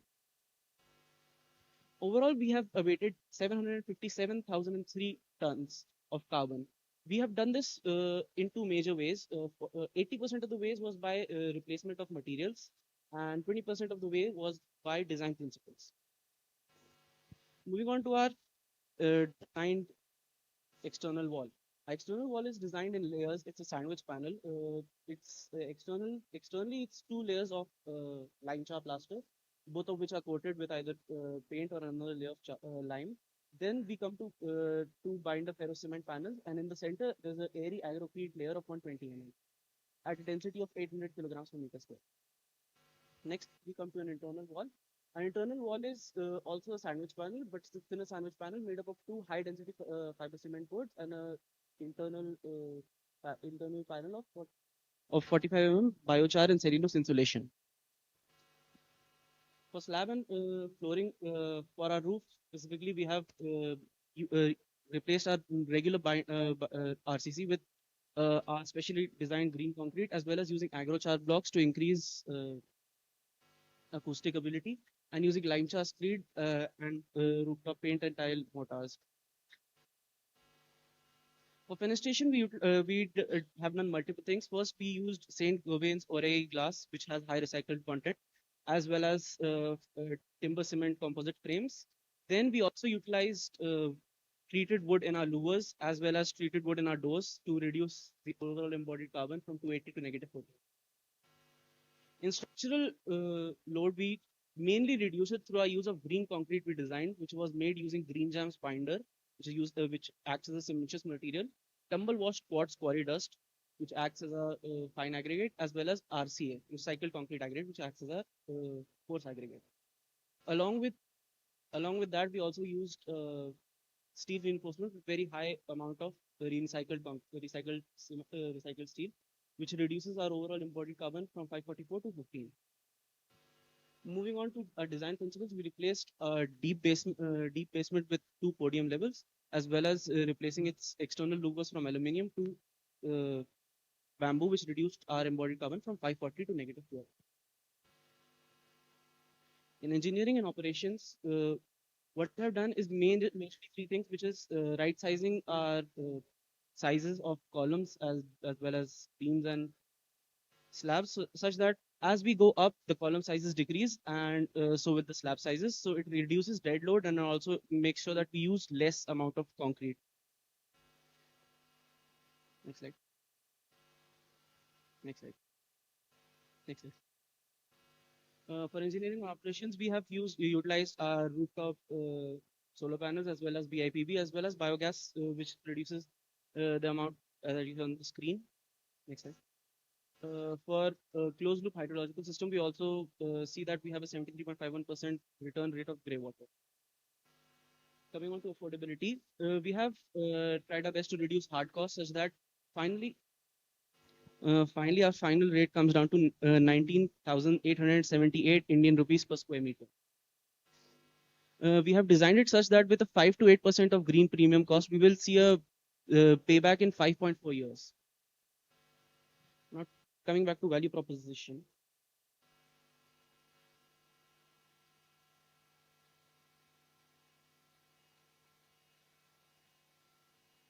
Ultimately, the success of a housing project is determined by the value it creates for the stakeholders. Our value proposition balances maximum developer asset valuation with a climate resilient lifestyle for its residents.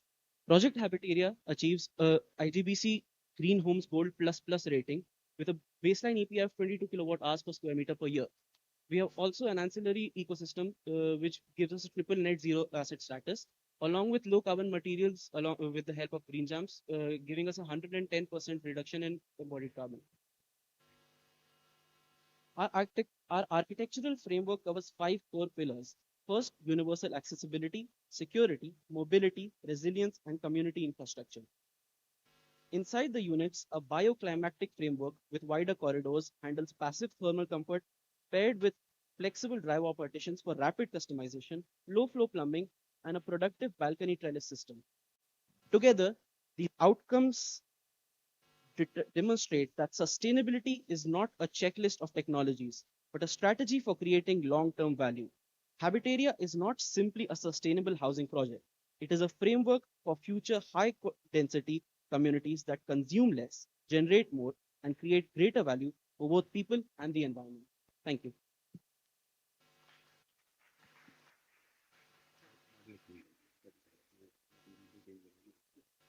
Thank you, Team Abitaria. You have delivered really well. Let's hear the jury comments and take questions from them. So do you guys want to speak something about This is the component mode of our external wall.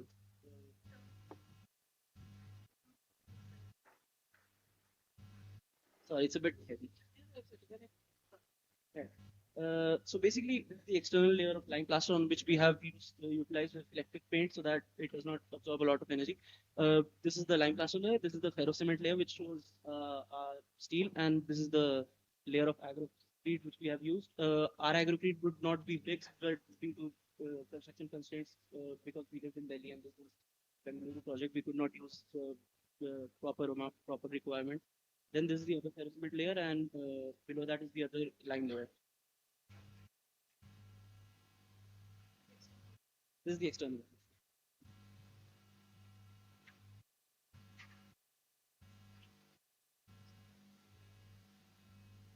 So I love the way you started. So first of all, again, congratulations for making it to this room. I like the way you started, the imagine a world, and I think in In some parts, some of those visuals were really good. I could tell who did what slides though, because there was a very distinct slide language. But that's all right. I mean, I think that there was good narration all along, I thought. Um, I also thought that the structural design optimization as one of the keys to embodied carbon reduction is right on point. For me, your over reliance on green jams agrocrete as a negative embodied carbon is a very weak spot in your project. Because, I mean, I get that binder has 70% less embodied carbon. I'm very familiar with green jams. I know both the founders as well. Agrocrete, do you know how much straw it has in 1 kilogram of concrete? It has 70 grams of straw in 1 kilogram of concrete. And this is something I've conveyed to the founders as well, is your agrocrete block a far better block in terms of lower embodied carbon? Yes. But is it negative embodied carbon? I do not subscribe to that. So I think that for me that, that again, it kind of is the same theme of, healthy skepticism. You have, and I see in the embodied carbon calculations, you did a very good job explaining it, but you have steel, ferrocement, concrete in your building, and you claim to be a negative embodied carbon. So you have, concrete, steel, foundations, ferrocement, net negative embodied carbon. I will sit with you and I will blow those claims. It is not possible. Manufactured construction materials that are of the nature of steel, cement, and such, ending up with net negative embodied carbon means that we are playing with scopes and boundaries. So I'm just kind of, you lost me there. Yeah, I also think just a couple of things, like you made a remark about orientation and form reducing the energy performance or the energy consumption. And so that made me wonder, like, compared to what? What was the baseline for the orientation and form? And finally, the massive kind of, almost monolithical U-shaped, unbroken high-rise thing. To me, it seems like, yeah, it just seems odd, like even like one of the biggest buildings that I know of that has like a, very massive facade. They have punctures in the middle for air, flow and such. So those are my remarks. Okay, for embodied carbon, actually, the use of agrocrete was mainly to just get it closer to zero. And then most of the negative embodied carbon comes from our use of biochar in many of the building assemblies. For example, the external layers and the internal layers both are made of biochar and lime plaster mix, which is why it has this gray color. How much kilograms of biochar and lime plaster go into 1 square foot of construction? It's around 35 thick combined. 1 square foot of construction, I don't know. Meter square, I can. So the thing is, like, how much cement and steel goes into, like, 1 square foot of like gross floor area or built up area? If you do the numbers, the amount of steel and cement and concrete that goes into like per square foot of gross floor area compared to lime plaster and some of these like layers and such, it's yeah, you need to put a lot of these, like, yeah, the percentages just don't add up. Biochar is also in our structure as well, structural members as well, is an additive to reduce its embodied carbon further. For the massing, it was compared with the iteration that was previously did.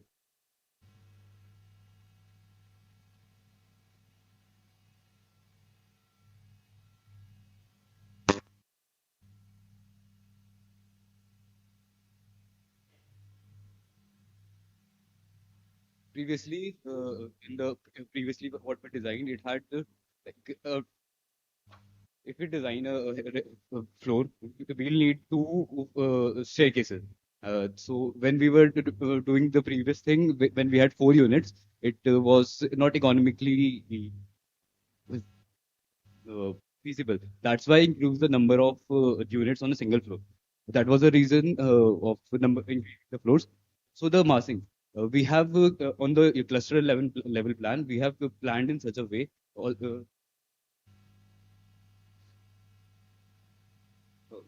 with that the corner that we have, it is allowing the wind to pass. We have analyzed that with the wind simulation as well, that the cross ventilation is happening throughout the site.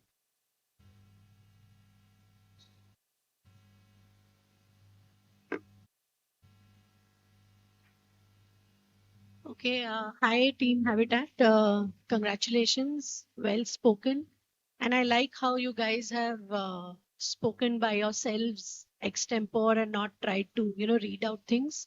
It takes quantum, I mean, it may look very natural, but it takes quantum amount of practice to get there. So congratulations for that. Coming to your design, and this is something I had given in my earlier comments also, and it's same as what Alok mentioned. See, it's not only about your simulation, it's also about the look and feel and the feel that you get out of that wall that you've created. So I don't see, as designers, we understand that, efficiencies and how much square footage area to sellable, to built up, to carpet, all that is an important part. So we play with things like, for example, I don't see refuge floors in your building. Exactly. Okay.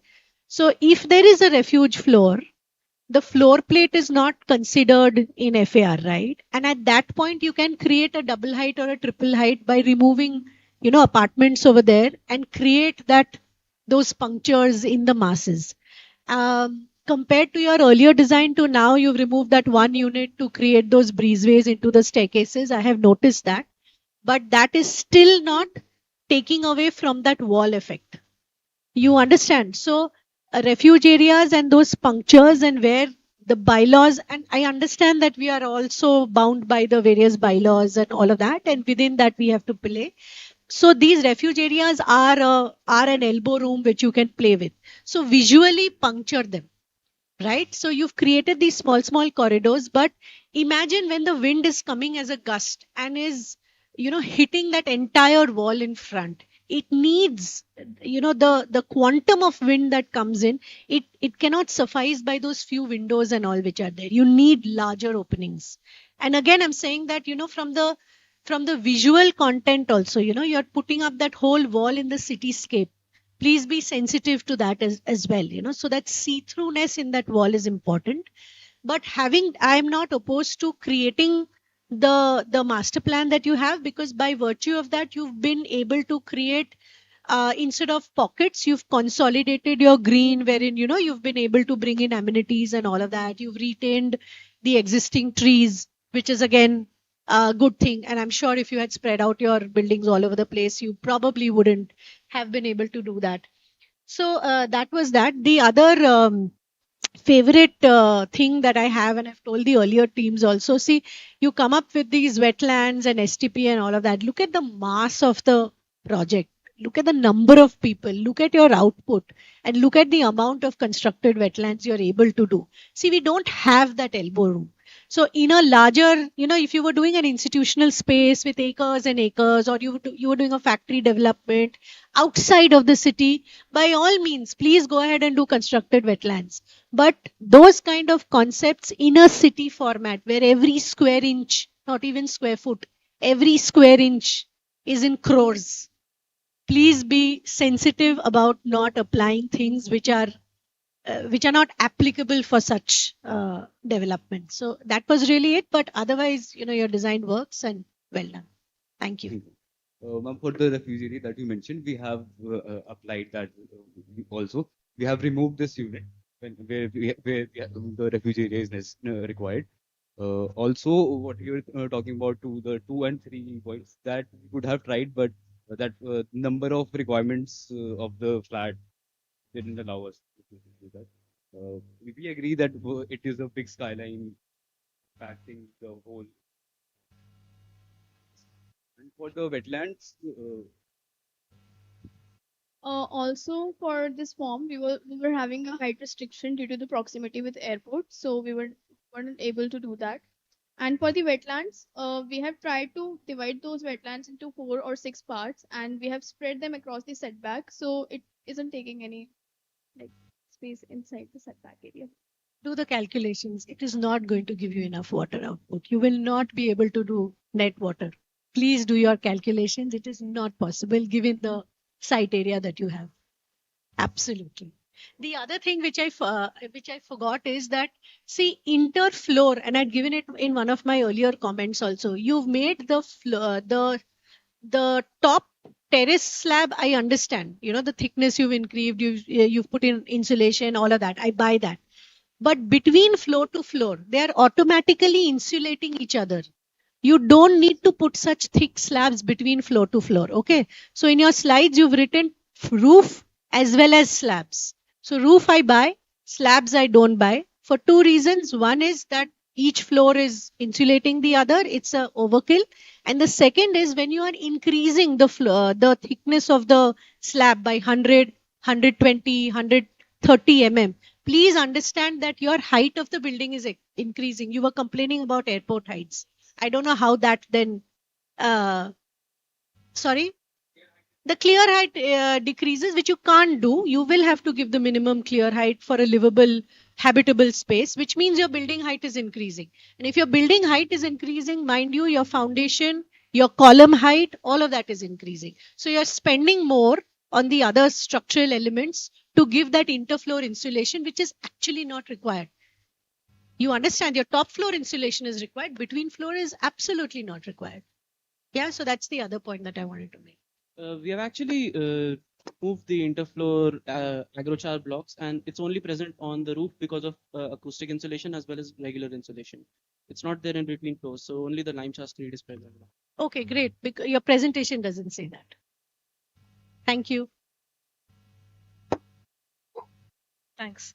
I agree with the points. When I look at the site plan, I don't recall the direction of wind here, but some set of these blocks will not get ventilation, I think.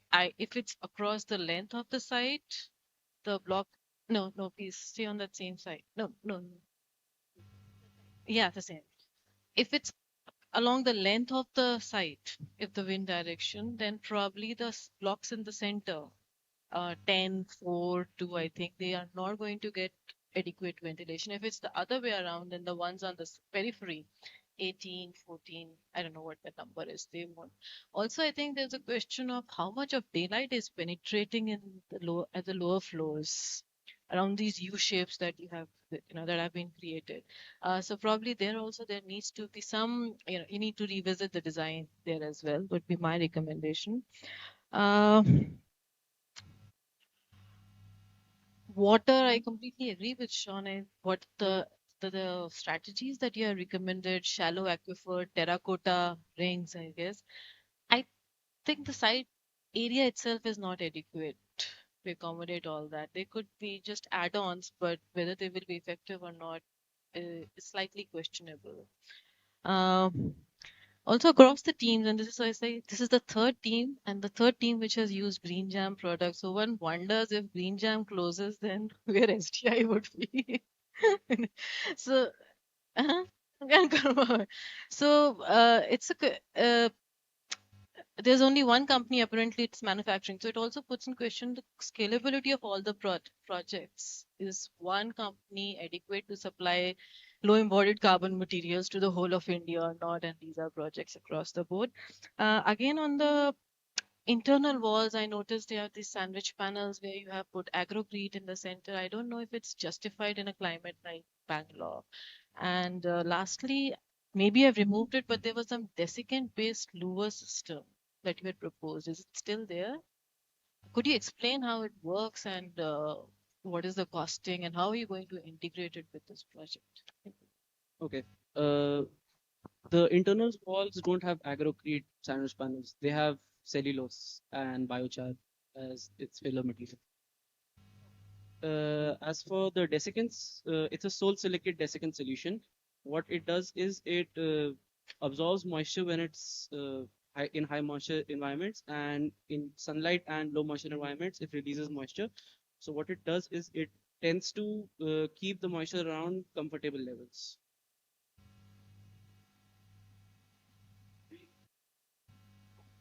I think that we understand how desiccant systems work, but I suspect Arti's question is a little more. Oh, the louvers are coated in the sole silicate solution, specifically a specific sole silicate solution which binds to wood fibers such that it embeds itself into it and it does not come loose, and it allows it to absorb moisture better and pass it on such that it holds moisture better and it releases moisture better in the solution as well as part of the louvers.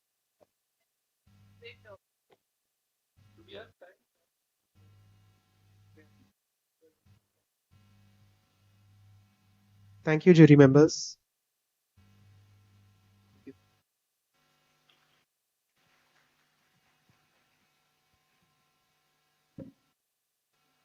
Thank you, Team Habitat. Let's take a short 5-minute break before the fourth presentation starts.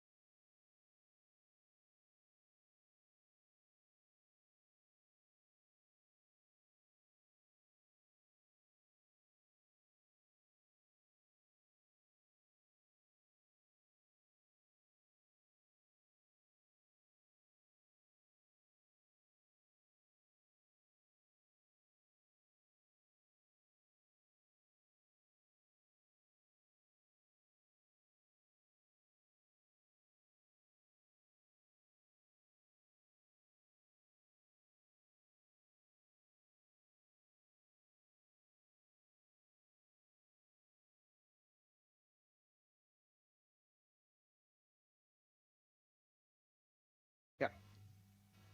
Welcome back to the presentations. So the next team that's going to present is Team Solar Valley. Their project is Solar Valley Living, which is located in Dehradun. The team, the stage is yours.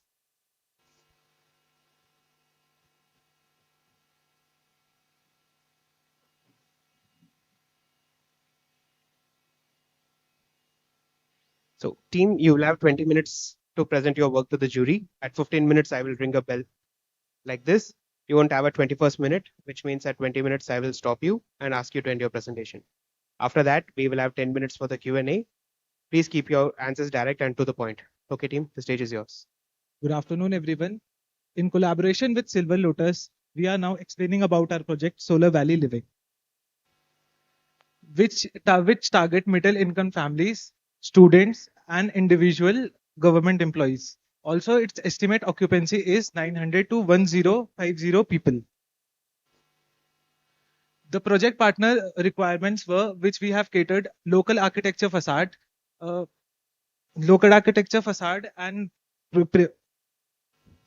and the obstruction.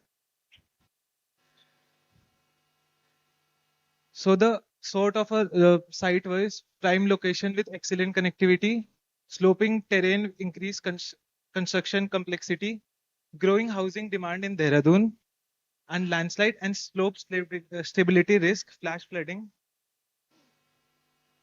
Our site is located in the foothills of Himalaya in Dehradun near Mussoorie, with the site area of 19145 square meter and an FR of 1.7. According to site analysis, our temperature ranges from 33 degree to lowest of 4 to 5 degrees, and rainfall is highly in June to September, month of September. And we have northeast predominant wind in our site. By psychometric chart, we also know that information that summer needs shadings and winter needs passive solar gain. Winter is comparatively. This is our building area distribution. Our housing unit mix include inclusivity in design. We have done shoebox modeling in Design Builder, in which we get that northeast and southwest orientation and northwest and southeast orientation are the best for our site, which we integrated in a final form, and we have also broken the massing form courtyard and staggered the unit for better privacy.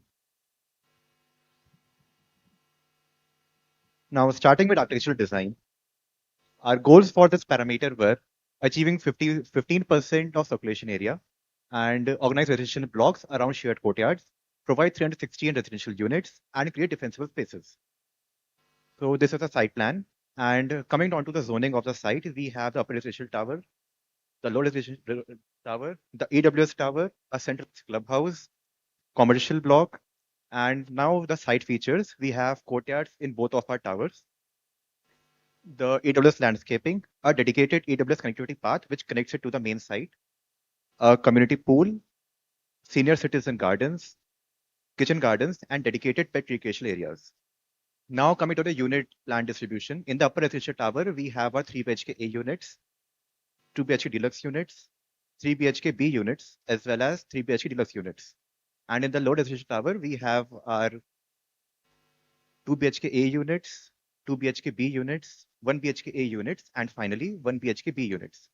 And these are sections of both of our towers.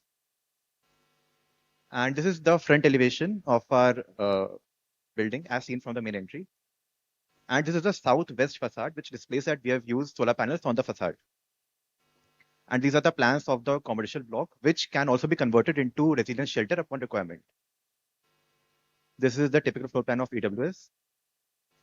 And these are the basement and the chilled plans of both of the towers. So this video displays how the daylight, how the balcony design cuts off the harsh daylight. And this is a walkthrough as seen from the main entry of our site. And this is a walkthrough of our lower residential tower courtyard, which includes the tot lot spaces as well as the dedicated cycling path. So next, coming to engineering and operations, our main goals were to achieve structural stability, integrate smart building design ideas, and move towards a zero-waste construction process. This is the centerline column layout plan of the residential towers. And coming to structural details, we've given two types of beam. Beam 1 is given on third floors and the floors above that, and beam 2 is given on second floor and the floors below that. We've given column of cross section 300 by 600 and a maximum grid of 6 by 6 meters. Considering the seismic zone 5 of Uttarakhand, we have given draft foundation and we've given basement retaining walls in the upper residential tower. We've also given a peripheral drainage channel along the complete length of the site that discharges of the site water to the abutting seasonal drain through a gabion wall. This is the fire egress plan and the sprinkler layout plan of the upper residential tower basement. Talking about the submetering schematic diagram, this shows that we've used submeters in flats that tracks the real-time energy, water, and HVAC loads. We've used many smart building systems like emergency calling, fire sensors, sensor-based lightings, waters, and smart electric meters. And this is the building automation and control schematic that mainly focuses on the major trigger points of our site, and the results or the responses are seen on the Solar Living app. This is the electrical layout plan. And this is the solar panel layout plan, which shows how we've used the 1823 solar panels on the rooftops and the balconies, and 158 solar water heaters on the rooftops of the residential units as per requirement. These are the VRV unit plans that shows the indoor and outdoor units placements. And this is the water supply plan showing the placement of the water tanks. For solid waste management, we've used a 3-bin system with e-waste, organic waste, and inorganic waste arranged around the site. And the red dots shows the placement of these bins. We've used many waste reduction strategies as well. Some of them includes reuse of excavated soil, AAC blocks, and recycled terrazzo tiles. And this is the stormwater management plan, which shows the peripheral drainage system as discussed earlier, and the abutting seasonal drain that disposes of the water, and the gabion wall.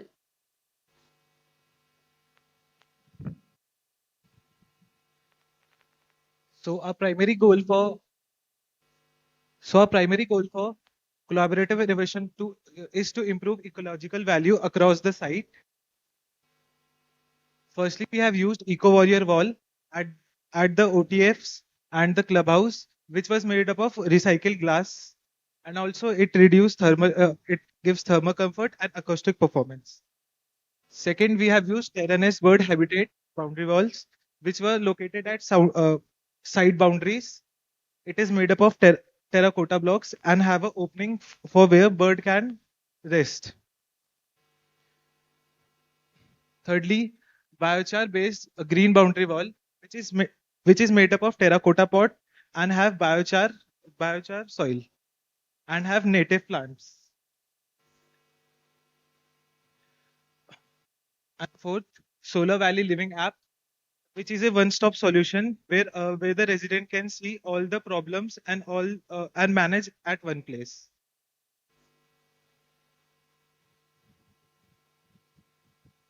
Coming to health and well-being, our goal was to ensure cross ventilation and to have optimum daylight, and also to ensure that 75% hours throughout the year should have thermal comfort without mechanical cooling, and to achieve optimum indoor noise levels. Talking about cross ventilation, we have tried to incorporate cross ventilation in our design in all the buildings, and our major openings face the prevailing winds. Our passive cooling strategies include open to floor shafts. In the open to floor shafts, they ventilate the basement. The cool air from the courtyard enters the stilt area, and then it flows up into the OTF. The hot air that comes from the corridor passes through our vertical garden air filter, and thus it gets cooled up and purified, and then it is transferred to our indoor spaces through the OTF.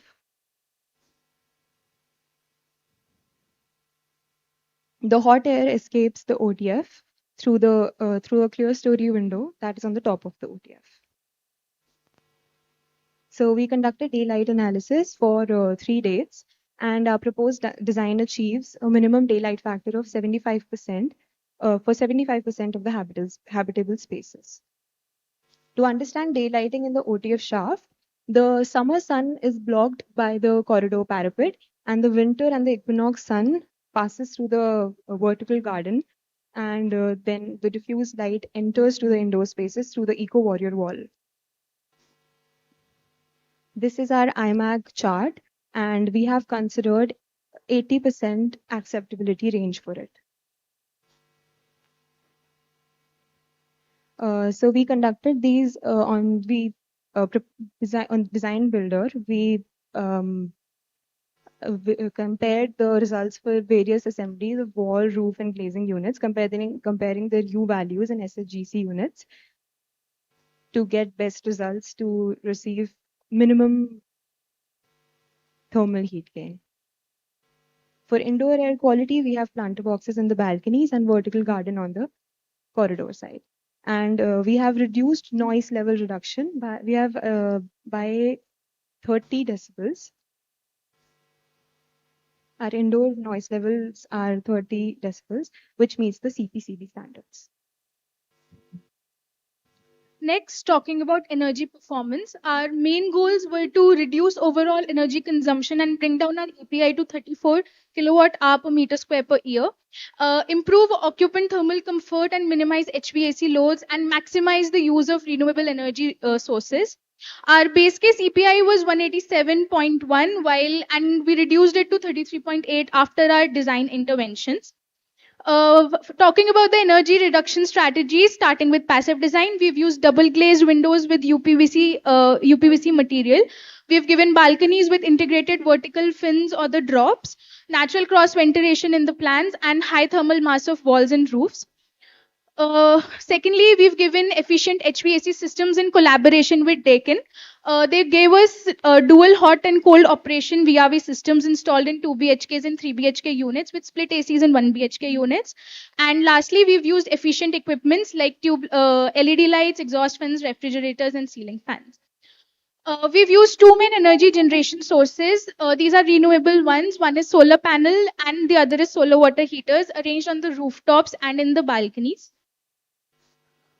After all our calculations, we were able to achieve net positive energy because our energy consumption was less than the energy generated by our renewable sources. Coming to water performance, our main goal was to achieve net zero water consumption and to use alternative water sources for more than 75% of our water demand. So our strategies were to firstly to reduce our water consumption, and we were able to do so by 34.87%, and our reduced consumption was 93.5 LPCD by using dual flushing systems, Eco 365 products, and other low flow fixtures. Our annual rainwater harvesting potential for rooftop is around 96 lakh, and this caters our portable water demands. For the treatment of gray and black water on site, we have used the Daiki Axis STP, which was in collaboration with mentor water experts, and we are catering our non-portable water demands with the treated gray water. Thirdly, we have recharged water back to the source using recharge pits and a drainage system on site which connects to the seasonal drain, and our water back to source ratio comes out to be 0.69. So this is our sectional water distribution diagram. Eventually, by using all of these strategies, we were able to achieve annual net zero water consumption. Now, coming over to embodied carbon. For these, our goals were to achieve embodied carbon of less than or equal to 700 kilograms CO2 equivalent per square meter and offset at least 75% of total operational carbon. For these, we have used various strategies like use of low carbon materials like AAC blocks, gypsum plaster, and mud fusca. Nextly, we have used recycled materials like the recycled terrazzo tiles and recycled steel bars. Nextly, we have used locally available materials like the clay pots and the brick tiles. Also, we have used various assemblies which reduce our overall embodied carbon. Firstly, we have the wall assembly, which reduces our carbon by 31.43%. Next, we have the roof assembly, in which we have used the mud fusca roofing, which also decreases the heat gain and it reduces our carbon by 25.73%. Nextly, we have used the floor assembly, which has a terrazzo flooring, which reduces by 35%. Nextly, the fenestrations, we have used UPVC windows with double glazing, which reduces the carbon by 13.71%. And finally, all these strategies result in a total reduction of 6.73%. And now we display the principles of circular economy using the UPVC windows and the terrazzo flooring.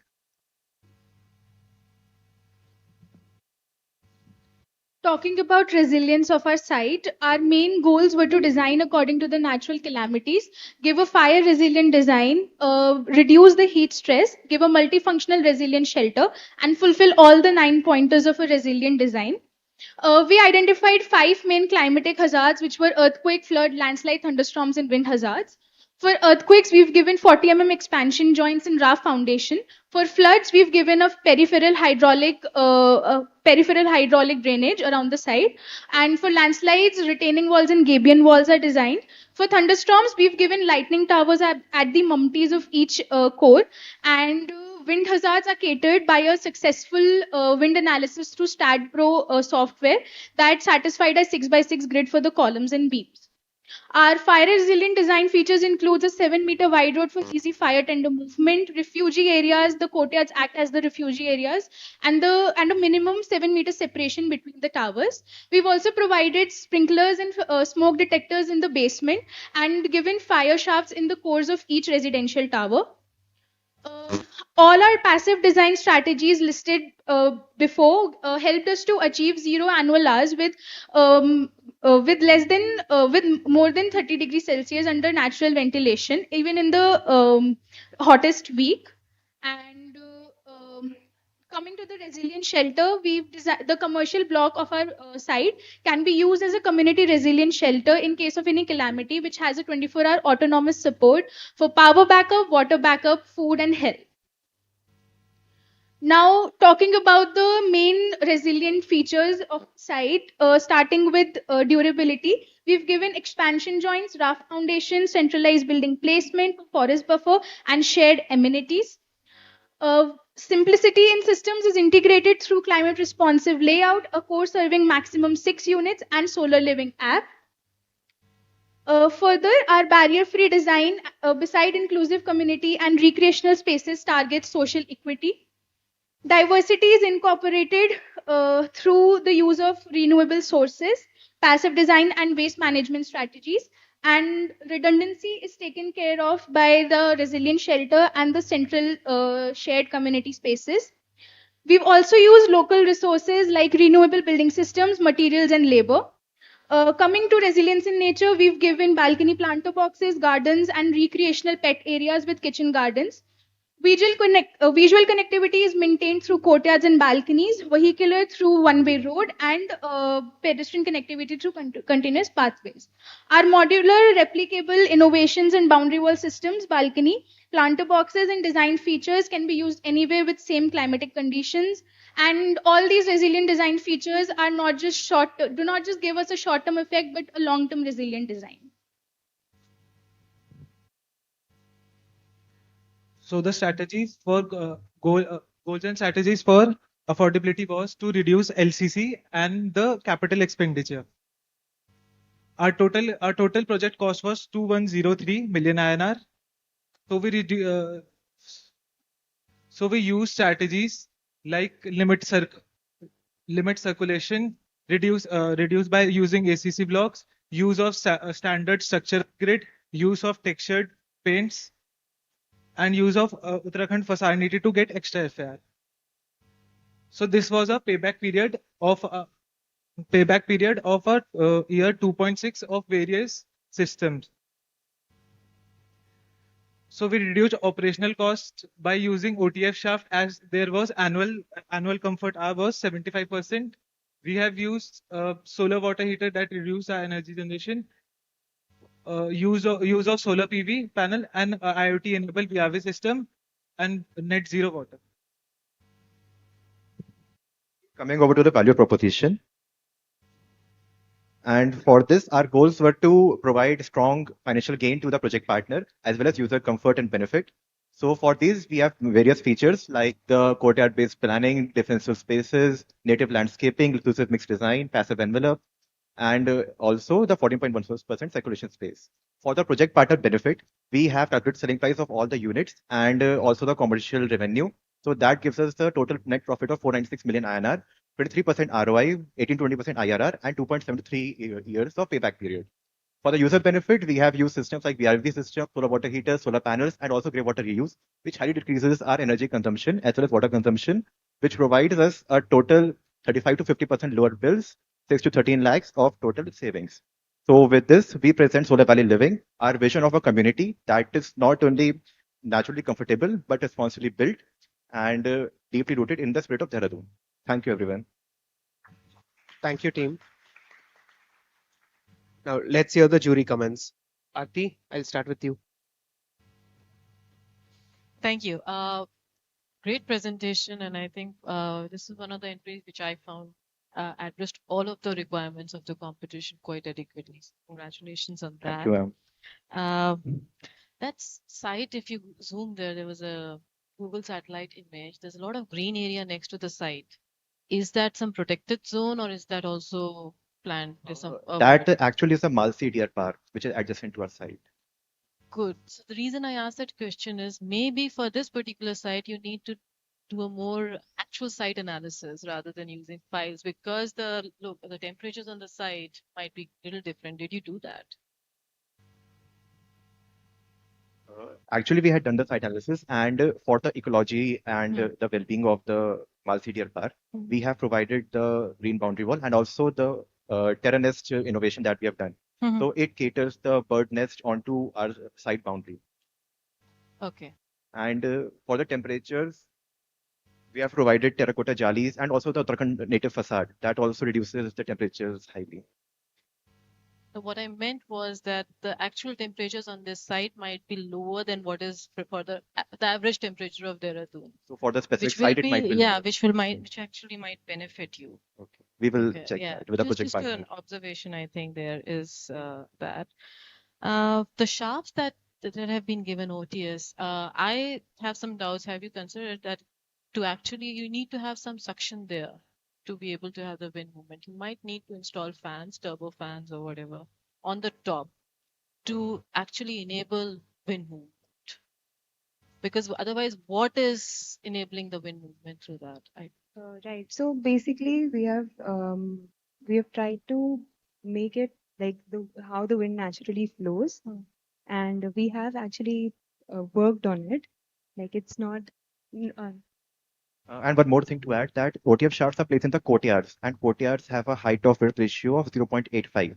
So if we maintain that ratio between 0.8 to 1.2, so the air it is in the center of the prevailing wind direction. So the air enters the courtyards, and then courtyards through the courtyards it goes into the shafts. So that enters the OT shafts. So we have tried and simulated it. So it wo- I'm just simulated recommending on it. Design Builder, and it worked. It worked. It worked. Yeah, probably because of the courtyards. Okay, then it's working. But I thought maybe you'll need some. Yeah. We'll make sure of that. We'll try to. Thank you. Also, just one more observation before I hand back, and probably for all the teams, is that quite often a lot of you are talking about low embodied carbon, but as projects, while I think SDI doesn't ask for the embodied content of the solar PV, that is, you're not calculating that, Ronnie, right? No.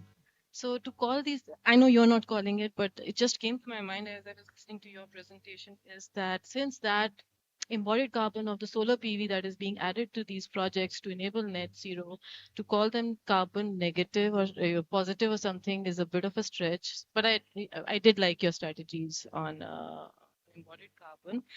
Other than that wall, for this side, probably more innovative solutions on the energy or the ventilation side would have been better than the wall itself, because the surroundings do have a lot of biodiversity which will be preserved if that is a park or something like that. Thank you.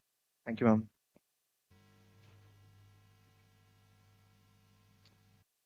Yeah, so again, congratulations on making it to this room. Not a small achievement. I particularly liked with your presentation the bottom menu. I think the way you kind of had us following the 10 contests was very useful. Thank you. So, okay. So I noticed that and I like that.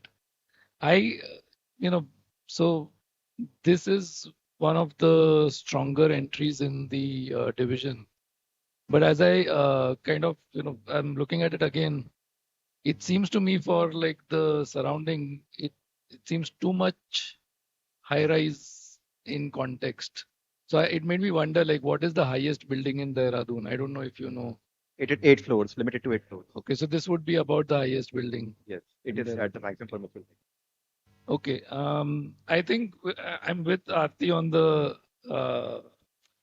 you know, magic arrows and air goes up and, that yeah, I mean, if design builder says so, it must be right. I mean, okay, maybe. Right. I have one question though. Why VRV and why not super efficient splits? Because I recently had to replace air conditioners for my home, and I considered VRV and I ended up going with super efficient splits. So I'm just curious. So we collaborated with Dakin and I bought Daikin. I bought Daikin air conditioners. basically we had run our design analysis on the design builder and we had checked split ACs, window ACs. So our first initial simulation was through window ACs, and then on their recommendation we had used VRVs in the units and split ACs in 1 BHKs, and our thermal comfort or basically the energy consumption was reduced to a huge extent. So that is why we used VRVs in 2 BHKs and 3 BHKs, because they are in bulk. And VRVs can support 3 indoor units. One outdoor unit can support 3 indoor units. So for one house, we just need 1 outdoor unit and 3 indoor units. So basically, they. But what's the difference in the technology? How is it less energy intensive?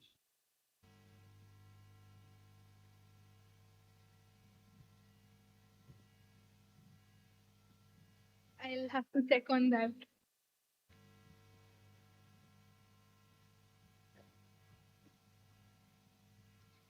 Hi, Solar Valley team. Congratulations, you've done very well. Your presentation, not only this, the earlier submissions that we had seen were very well presented in terms of the way you had made summaries and concise and charts and all of those things. Because architecture as a profession is about how you convey.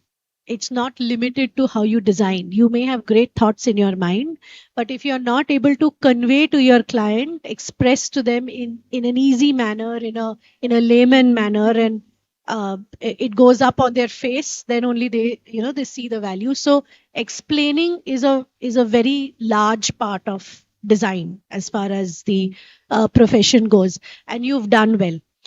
So that's in terms of the presentation, the way you've spoken extempore without notes, etc. So all of that, good points for that.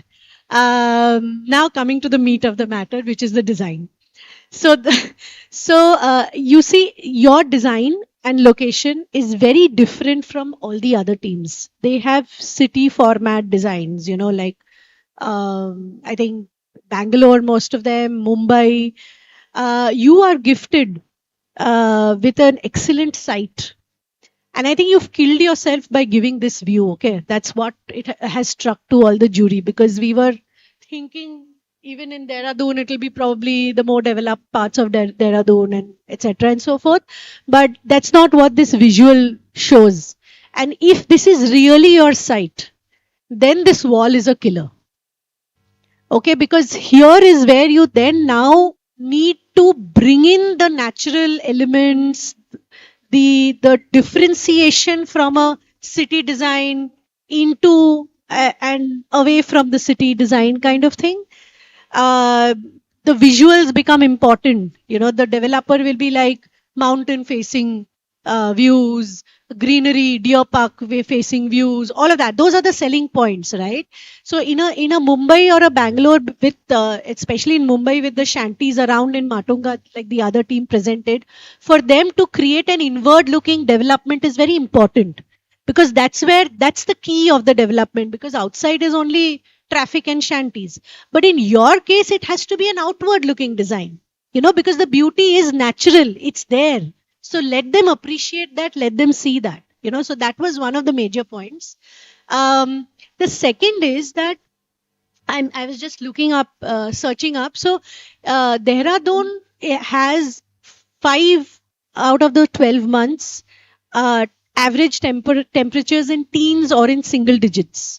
So your narrative, instead of, you know, heat gain has been your narrative in the entire presentation.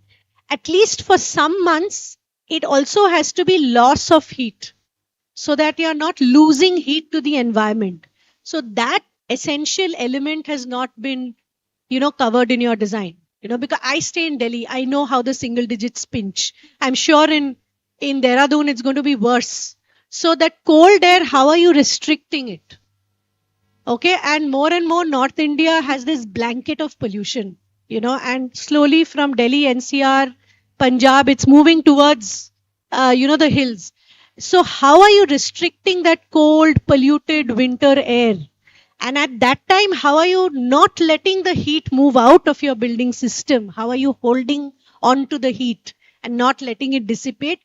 Needs to be brought into your narrative. Right now, you're only focusing on how are you not letting heat gain come in, which is okay for a Mumbai, hot, humid, Bangalore, even Delhi, Hyderabad, of course, but not Dehradun. So while your design is nice, you've worked very hard, you've presented very well, all points taken care of. But like Aarti was saying, the design has to be a little more about where the building is. So that was the point I was trying to make. Otherwise, well done. Thank you, ma'am. Thank you. Thank you, jury members.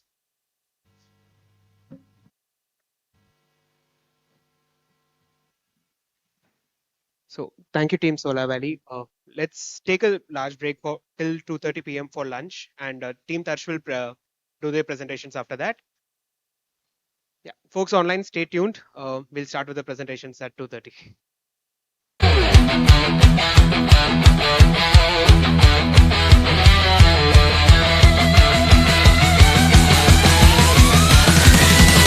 The world is so hot, hot, hot. We're making it cool, cool, cool. We're from SDI, net zero through and through. The world is so hot, hot, hot. We're making it cool, cool, cool.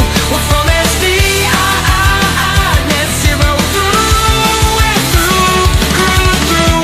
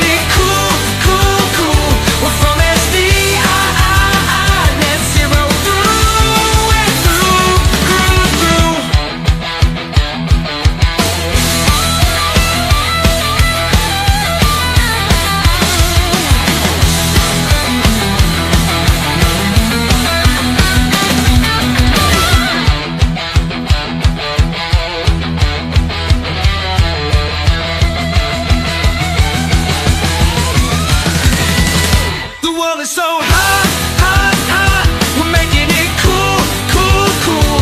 We're from SDI, net zero through and through. The world is so hot, hot, hot. We're making it cool, cool, cool. We're from SDI, net zero through and through, through.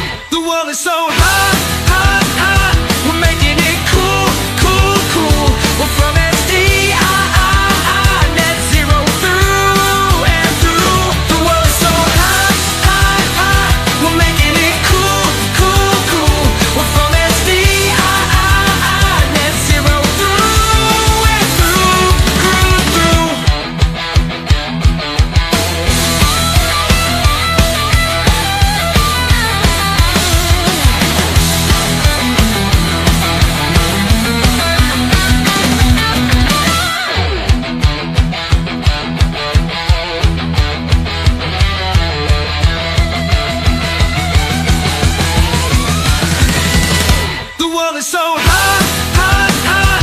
We're making it cool, cool, cool. We're from SDI, net zero through.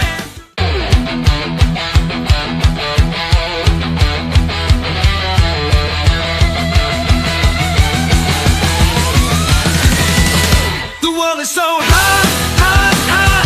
We're making it cool, cool, cool. We're from SDI, net zero through and through. The world is so hot, hot, hot. We're making it cool, cool, cool. We're from SDI, net zero through and through, through, through.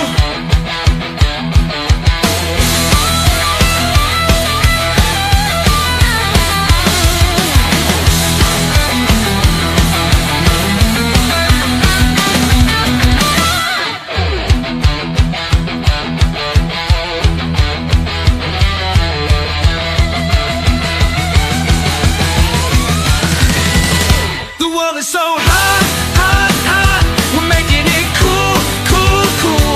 We're from SDI, net zero through and through. The world is so hot, hot, hot. We're making it cool, cool, cool. We're from SDI, net zero through and through, through, through.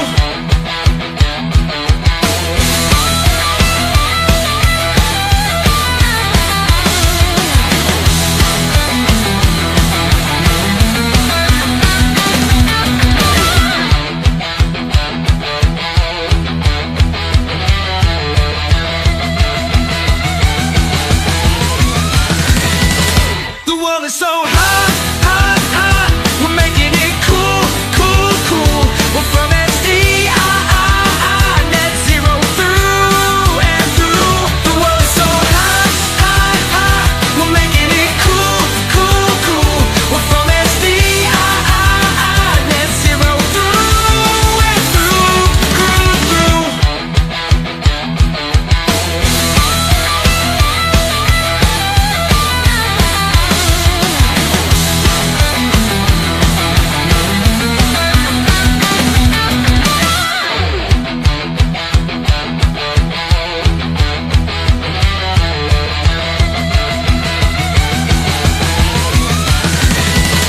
The world is so hot, hot, hot. We're making it cool, cool, cool.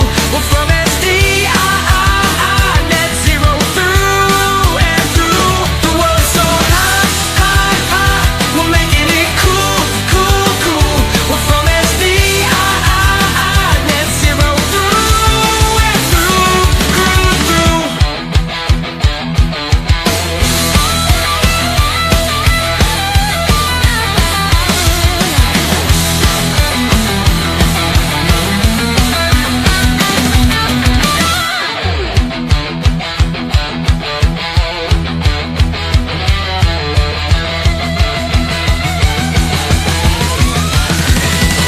The world is so hot, hot, hot.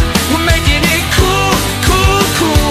We're from SDI, net zero through and through. The world is so hot, hot, hot. We're making it cool, cool, cool.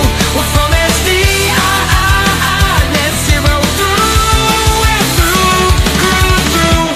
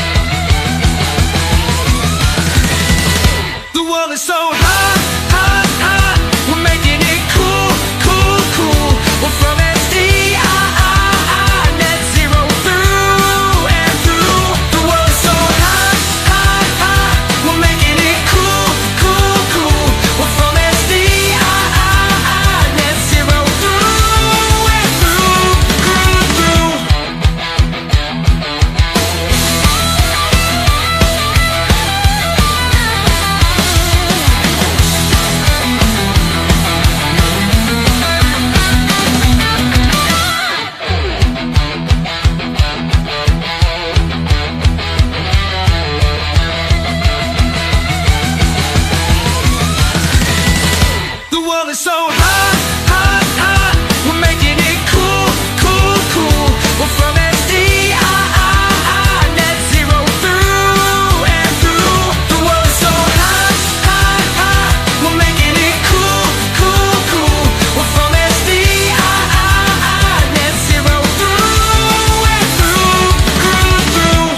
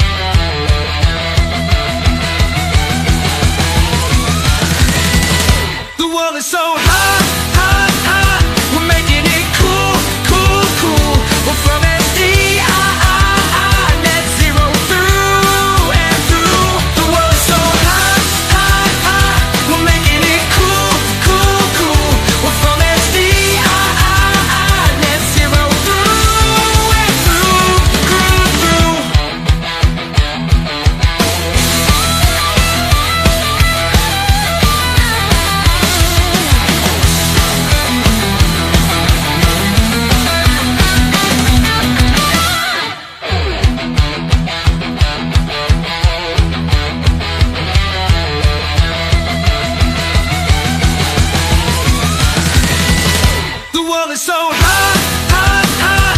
We're making it cool, cool, cool. We're from SDI, net zero through and through. The world is so hot, hot, hot. We're making it cool, cool, cool. We're from SDI, net zero through and through, through, through.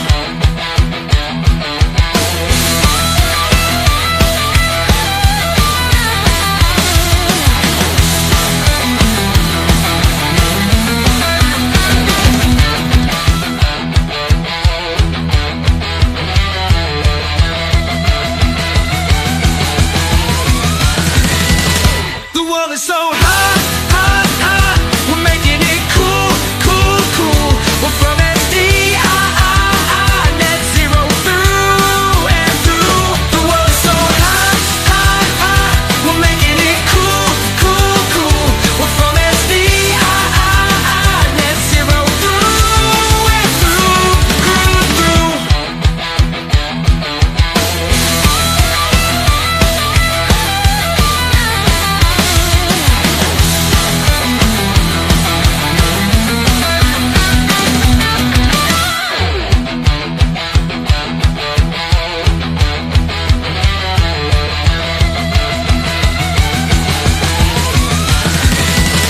The world is so hot, hot, hot.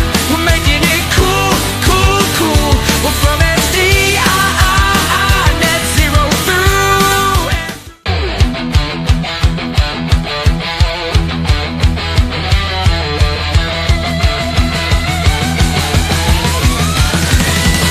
The world is so hot, hot, hot. We're making it cool, cool, cool. We're from SDI, net zero through and through. The world is so hot, hot, hot. We're making it cool, cool, cool. We're from SDI, net zero through and through, through, through.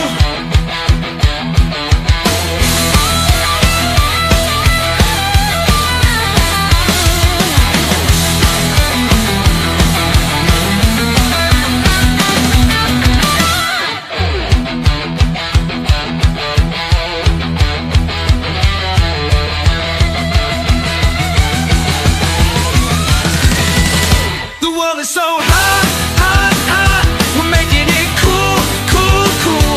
We're from SDI, net zero through and through. The world is so hot, hot, hot. We're making it cool, cool, cool. We're from SDI, net zero through and through, through, through.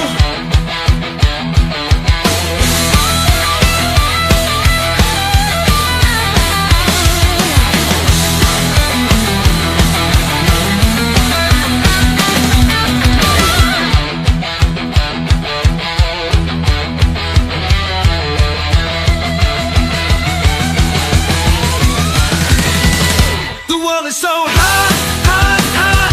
We're making it cool, cool, cool. We're from SDI, net zero through and through. The world is so hot, hot, hot. We're making it cool, cool, cool.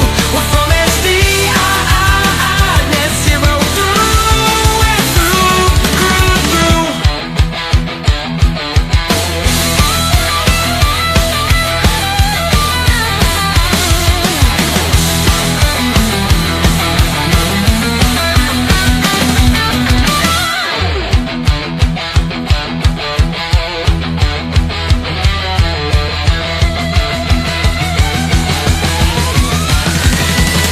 The world is so hot, hot, hot.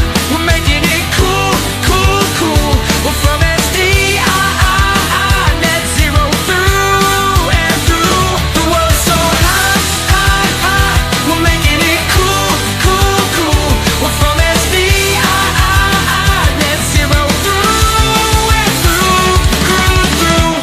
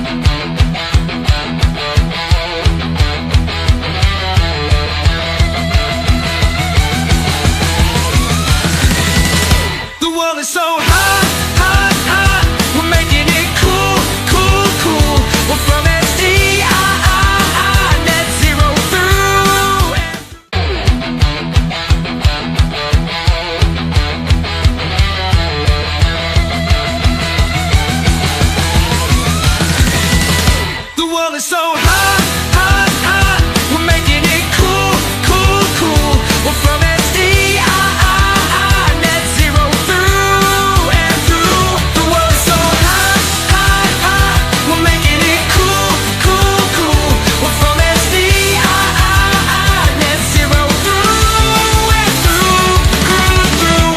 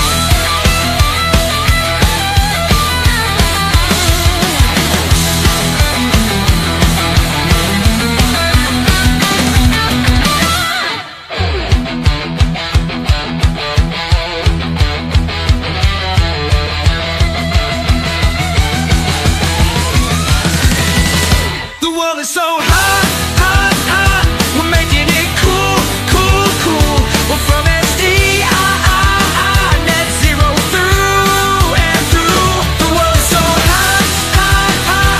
We're making it cool, cool, cool. We're from SDI, net zero through and through, through.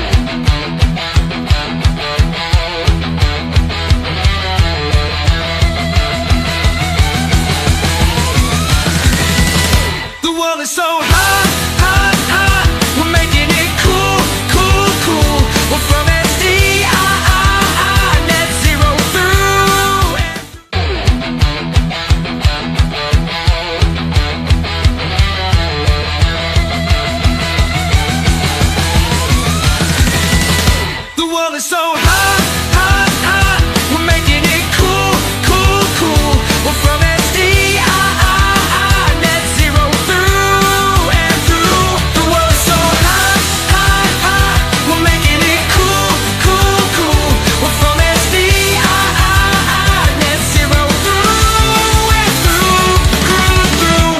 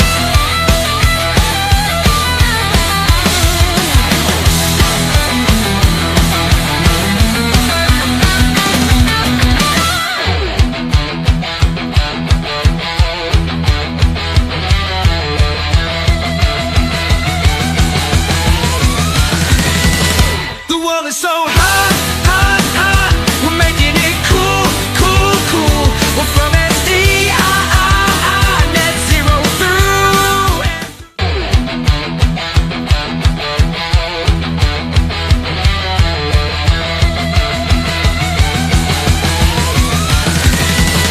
The world is so hot, hot, hot. We're making it cool, cool, cool. We're from SDI, net zero through and through. The world is so hot, hot, hot. We're making it cool, cool, cool.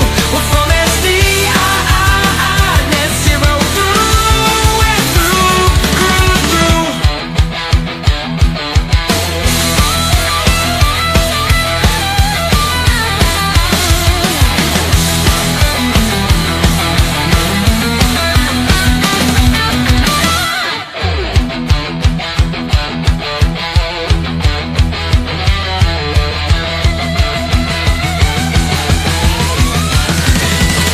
The world is so hot, hot, hot. We're making it cool, cool, cool. We're from SDI, net zero through and through. The world is so hot, hot, hot. We're making it cool, cool, cool. We're from SDI, net zero through and through, through, through.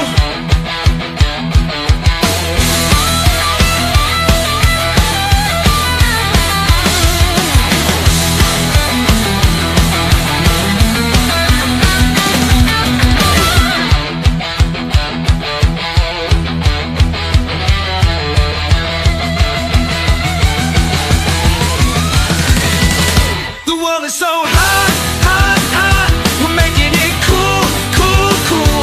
We're from SDI, net zero through and through. The world is so hot, hot, hot. We're making it cool, cool, cool. We're from SDI, net zero through and through, through, through.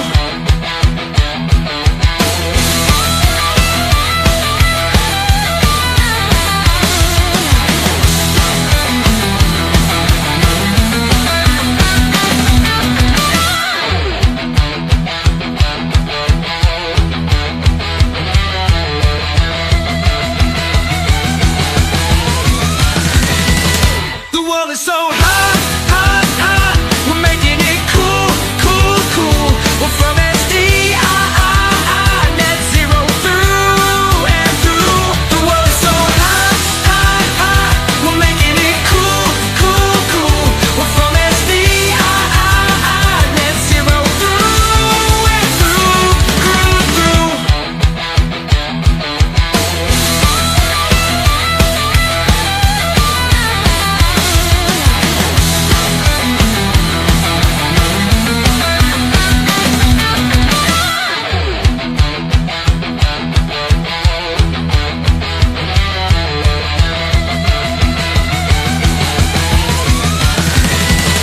The world is so hot, hot, hot. We're making it cool, cool, cool. We're from SDI, net zero through and through. The world is so hot, hot, hot. We're making it cool, cool, cool. We're from SDI, net zero through and through, through, through.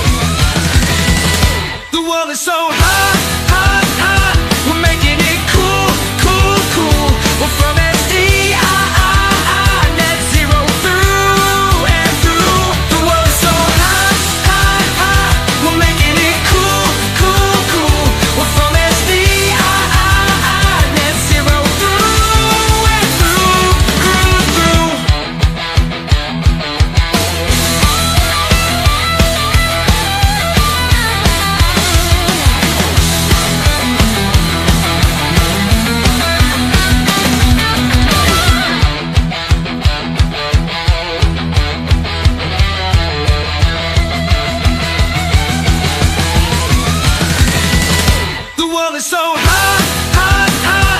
We're making it cool, cool, cool. We're from SDI, net zero through and through. The world is so hot, hot, hot. We're making it cool, cool, cool. We're from SDI, net zero through and through, through, through.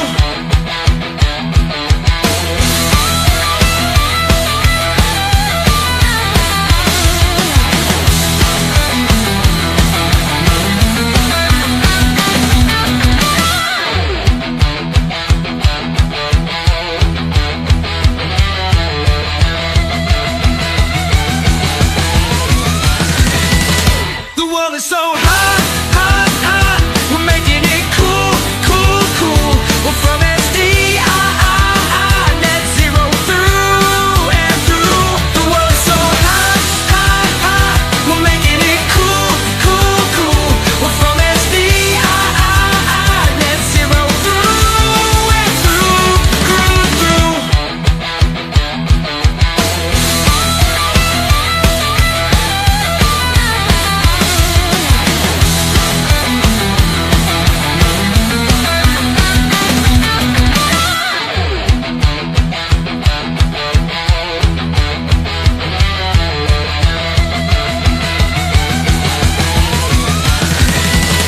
The world is so hot, hot, hot. We're making it cool, cool, cool. We're from SDI, net zero through and through. The world is so hot, hot, hot. We're making it cool, cool, cool. We're from SDI, net zero through and through, through, through.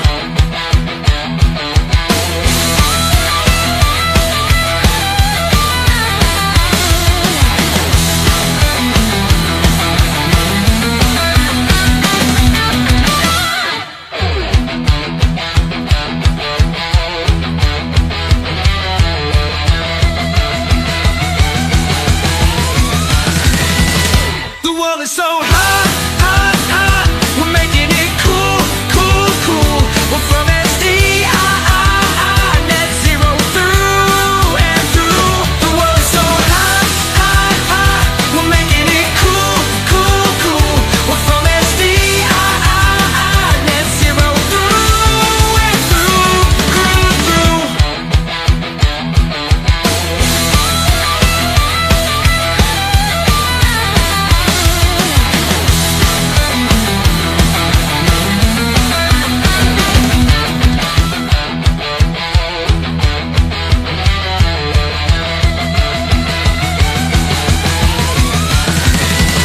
The world is so hot, hot, hot. We're making it cool, cool, cool. We're from SDI, net zero through and through. The world is so hot, hot, hot. We're making it cool, cool, cool. We're from SDI, net zero through and through, through, through.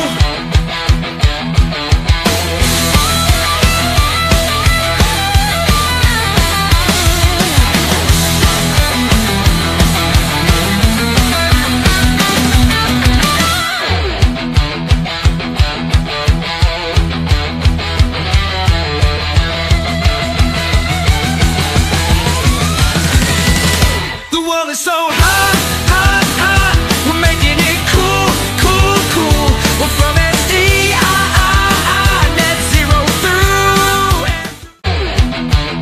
Hello everyone, welcome back to the presentations. Now let's start with the fifth presentation, which is Team Tarsh with their project Takshanam, which is located in Batnagar, Madhya Pradesh.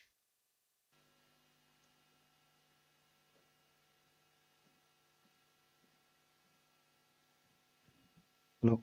So, team, you will have 20 minutes to present your work to the jury. At 15 minutes, I will ring a bell like this. You won't have a 21st minute, which means at 20 minutes, I will stop you and ask you to end your presentation.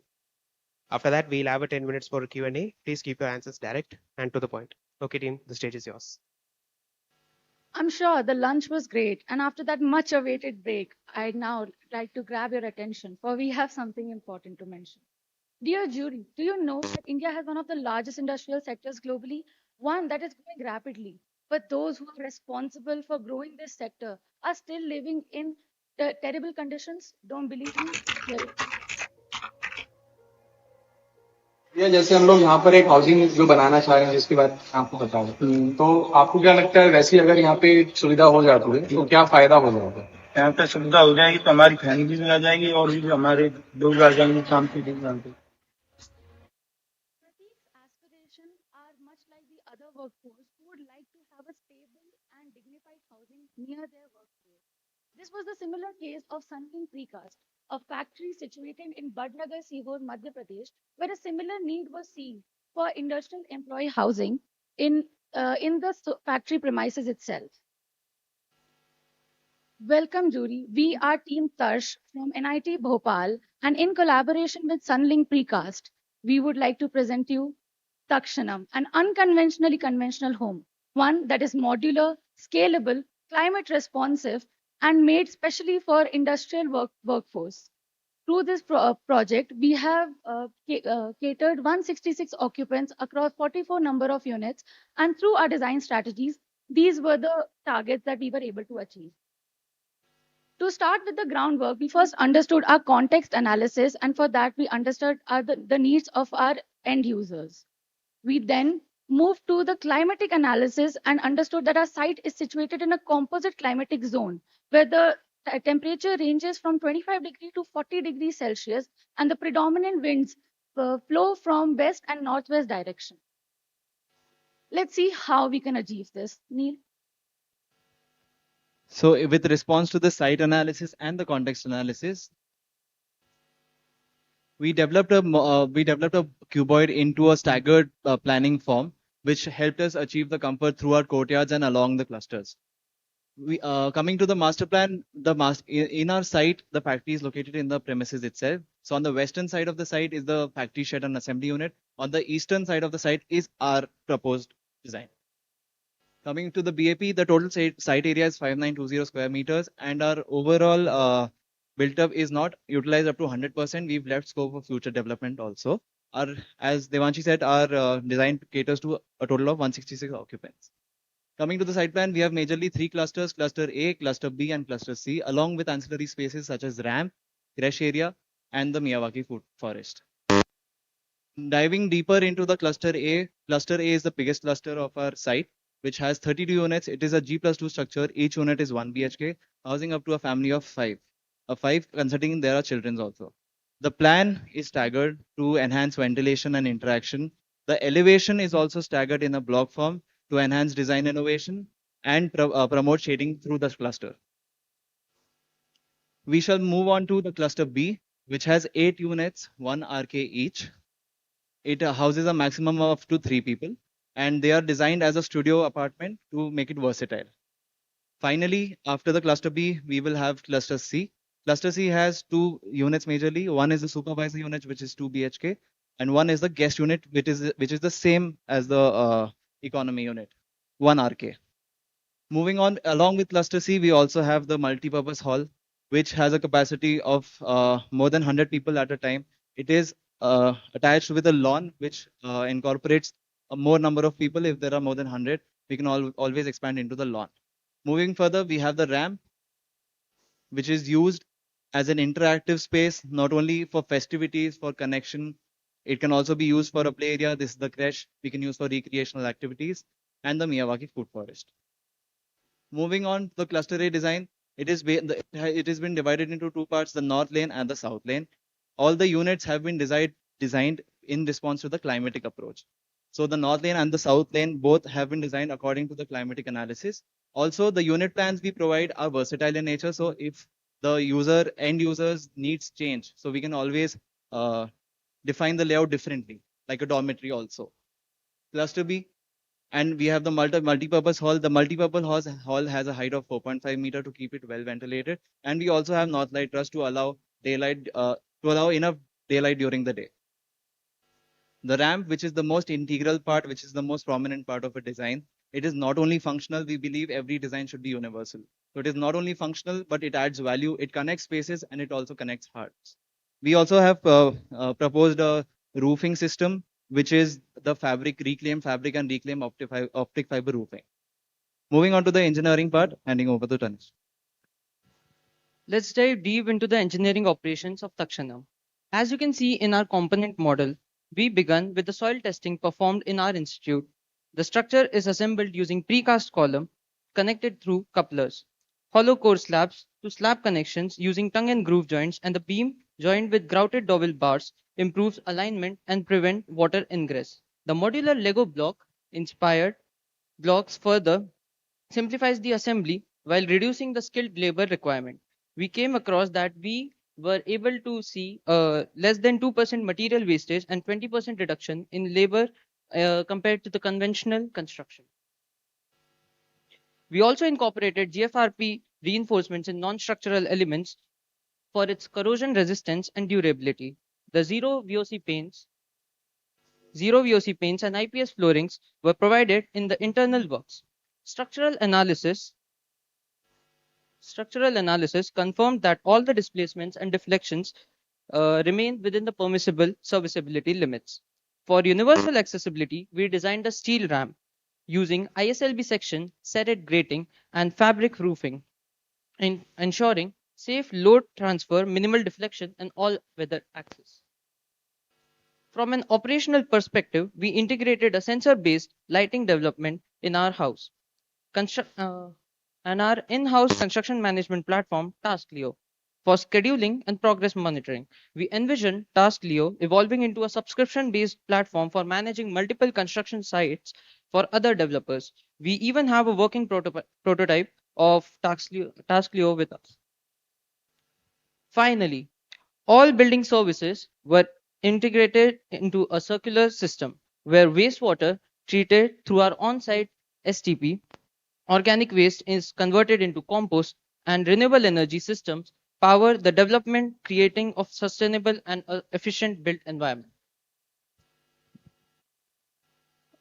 Coming on to collaborative innovation, I would like to thank our collaborators which have joined our project throughout these 7 months.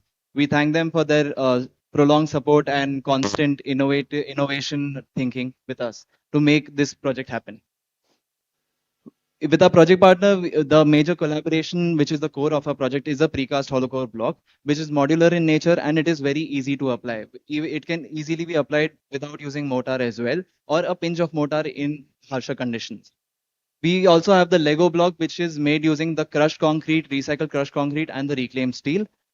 Coming towards the team collaboration, as I suggested earlier, the fabric roofing system uses reclaimed optic fiber cables because they are very strong, and the reclaimed nylon roofing systems. Along with that is the solar light poles, and along with that finally is the responsive window design. So our window design basically prevents the harsh southwestern heat to come in. It also allows the southwestern monsoon winds to enter the unit, which makes it more cooler and comfortable. Coming to the CFD analysis displayed here shows that through our clusters, through the courtyards, we are able to achieve a wind speed of 1.6 meters per second. And this is without using any screenings or any vegetation. So as and when we apply vegetation, it will become softer and cooler. Next is the UD analysis. As we can see, our floor area achieves 94.64% of useful daylight throughout the year. Coming on to the operative temperature charts, we have considered the 80% acceptability band given as based on IMAC criteria, and we are able to achieve 6 to 80 hours of comfort throughout the year. As you can see, even in the extreme months like December and May, we are able to achieve comfort in our units. All these simulations have been done on the southernmost block, which is the most extreme unit, which will be faced to the harshest conditions. So we are followingly, the other clusters will have a better comfort range. Coming on to the landscape design, this is a Miyawaki food forest concept, which improves the water table. It enhances the microeconomy. It also purifies the air, and it makes the winds passing cooler, making the ambient temperature reduced by 3 to 5 degrees Celsius. Devansh. Any housing project is truly successful only when it improves the lives of those who are going to inhabit it.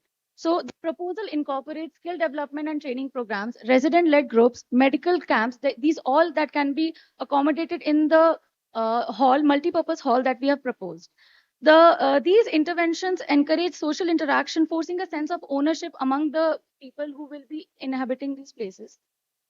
Sustainability for us also meant to address waste as an opportunity, as a resource rather than a problem. For this, we have introduced a three-bin segregation model that will streamline the disposal technique, and about 80% of our waste produced is recycled. The rest 20 goes into dumping yard properly.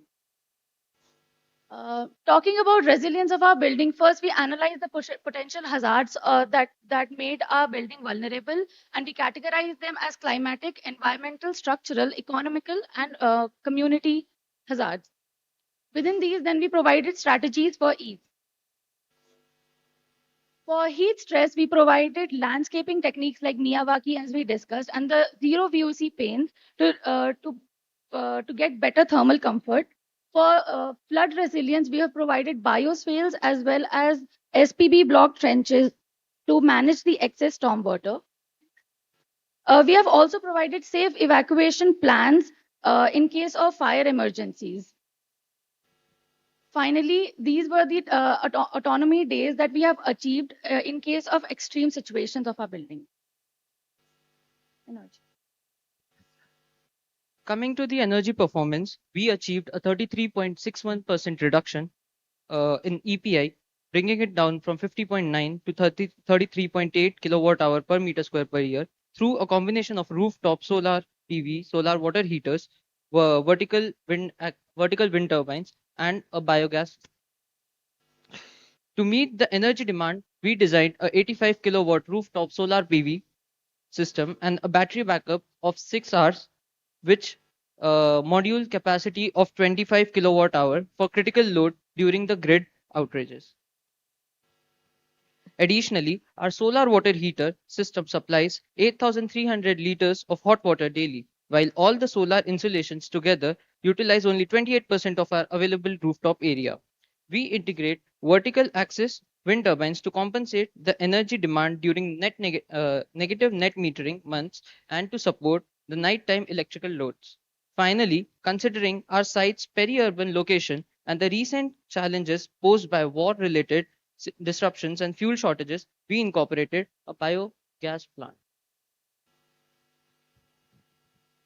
Moving ahead to water performance, we were able to reduce the water usage from 135 liters to 100 liters per person per day from the innovative solutions and low flow fixtures proposed. The rainwater harvesting data is 10,549 kiloliters of rainwater annually, which is recharged into the ground through bioswales and recharge pits. In collaboration with MLK Waste Management, we have installed DWAT's vortex-based wastewater system, which recycles black water and grey water, which is used for landscaping and flushing. This is the water cycle diagram of our project, and these are the tests which we have performed in our institute laboratory.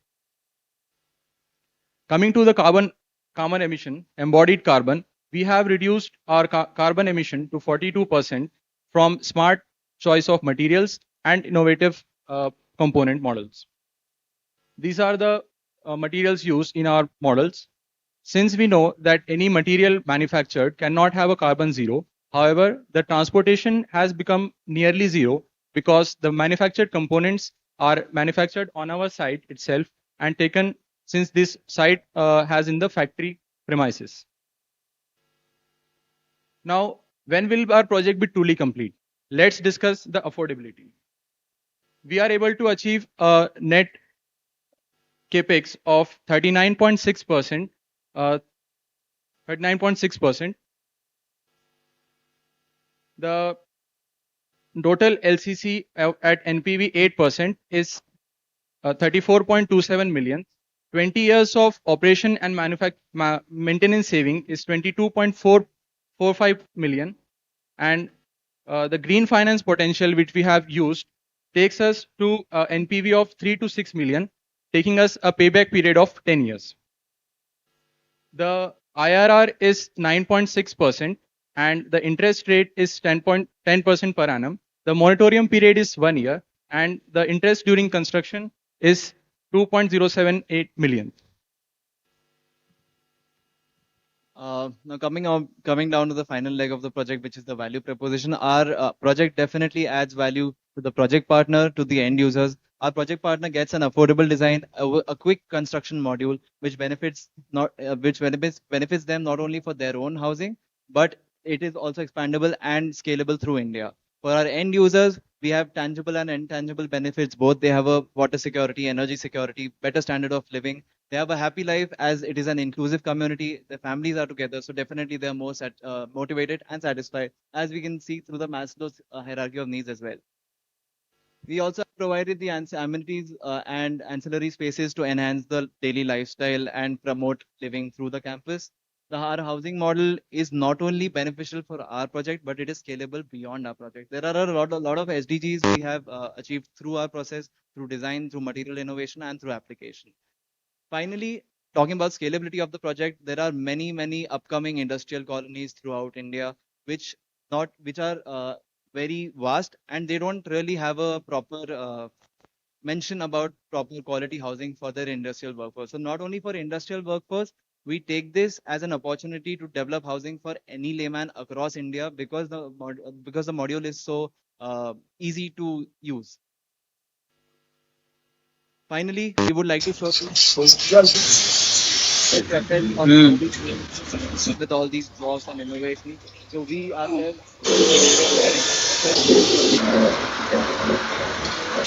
Basically, how we wrap up our 7 months of effort, our journey and learning. Thank you very much.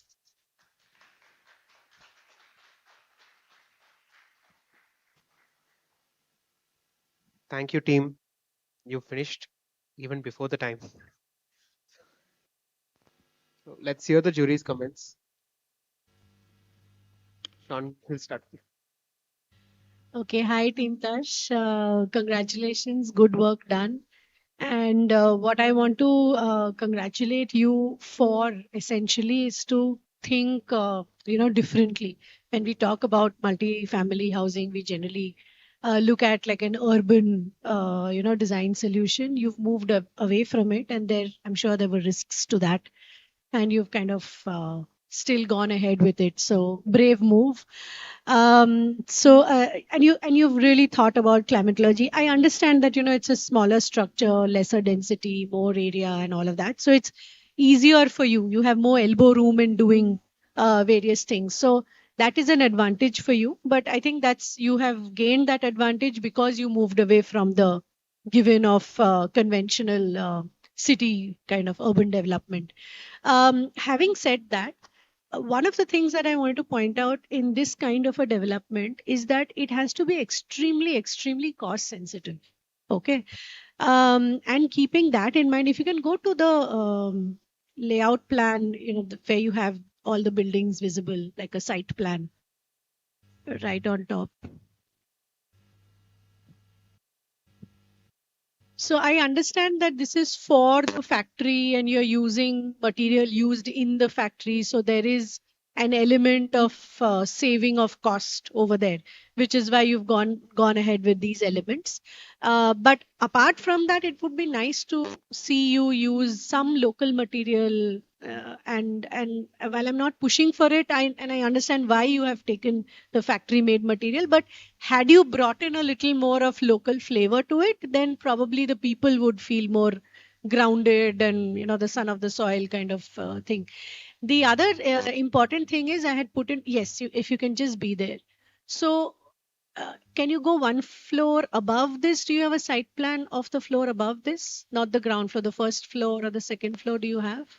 Okay, any which ways, I will explain. So if you go one up, so here you'll see in that entire cluster, you are entering from the ground floor level.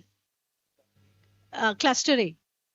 But when you go one floor above, you have a corridor in front running across around the green space, right? To enter into the apartments. Plus you have, sorry, not this. Not this. Okay, yes, you have this entire corridor going. Plus, between the opposite ends of the cluster, you have further more corridors. So you have a corridor along your blocks. It's fine. Go to the site plan. I'll explain on the site plan. So you have where, that blue line is there, you have a corridor, plus you can see there is a cross corridor also between the two blocks at the upper level as well. Then that corridor leads you up to this ramp, which is again a 3-story ramp going down. All of this put together is only circulation.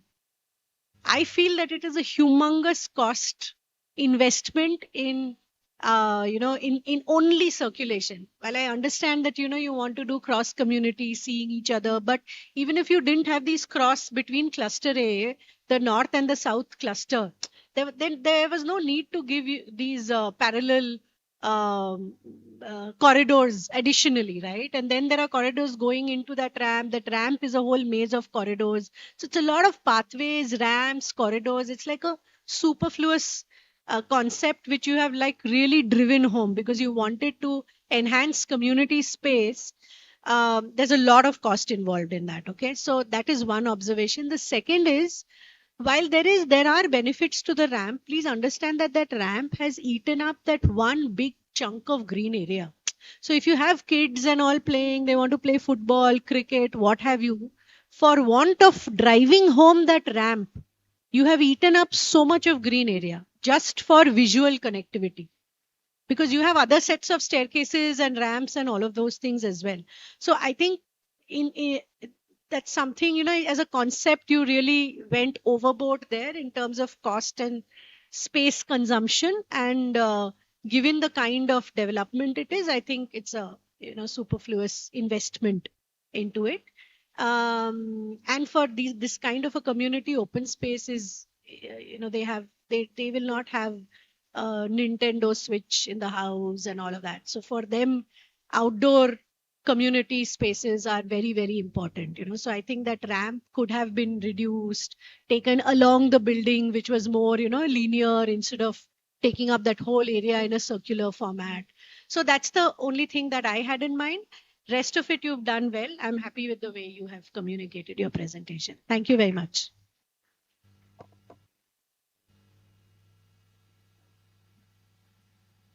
Yes. So again, congratulations for making it here. I thought that, and the why, who, what, how, when was not lost on me. So somebody was paying attention in the webinar. I thought, but yeah, I mean, I thought it was a very good presentation. I think the combination of the moving images and your narrative to go along with it really held the attention more so than a lot of presentations that I've seen. So I thought that those were definitely really good. I also saw that you corrected your embodied carbon percentage number, so you've responded to the review comments. The GFRB rebar you mentioned is in non-structural, but everywhere in your report you mentioned it in structural. So I'm, so I think, I mean, GFRP rebar is a high potential material, but I think there are a couple of attributes that they still need to work on with it being able to be used at scale. Yeah, and the other big one for GFRP would be ductility. You're right. Fire retardant ability. I think that is the one big one. So actually, we have used it in the screen, and as per IS 16657, we have done the design. Okay. And why we have used it, actually the tensile strength of GFRP is 1000 to 1200 GPa, and for the steel it's 500 GPa. So it's giving us 2 times more. And for the design philosophy, we have taken into consideration that the loads that the concrete will fail in crushing before then the tensile failure happens in the structure. And again, we have precast where pre-tensioning is done for the steel at 500. Okay. So I think also Miyawaki, you said 3 to 5 degrees centigrade drop. To me, it falls in the realm of, again, like, don't believe everything you hear. Because I don't know that there is enough vegetation, even though I know the concept of Miyawaki planting. I don't know that there is enough biomass there to effect a 3 to 5 degree drop on this rather tight site for a rather small patch of Miyawaki.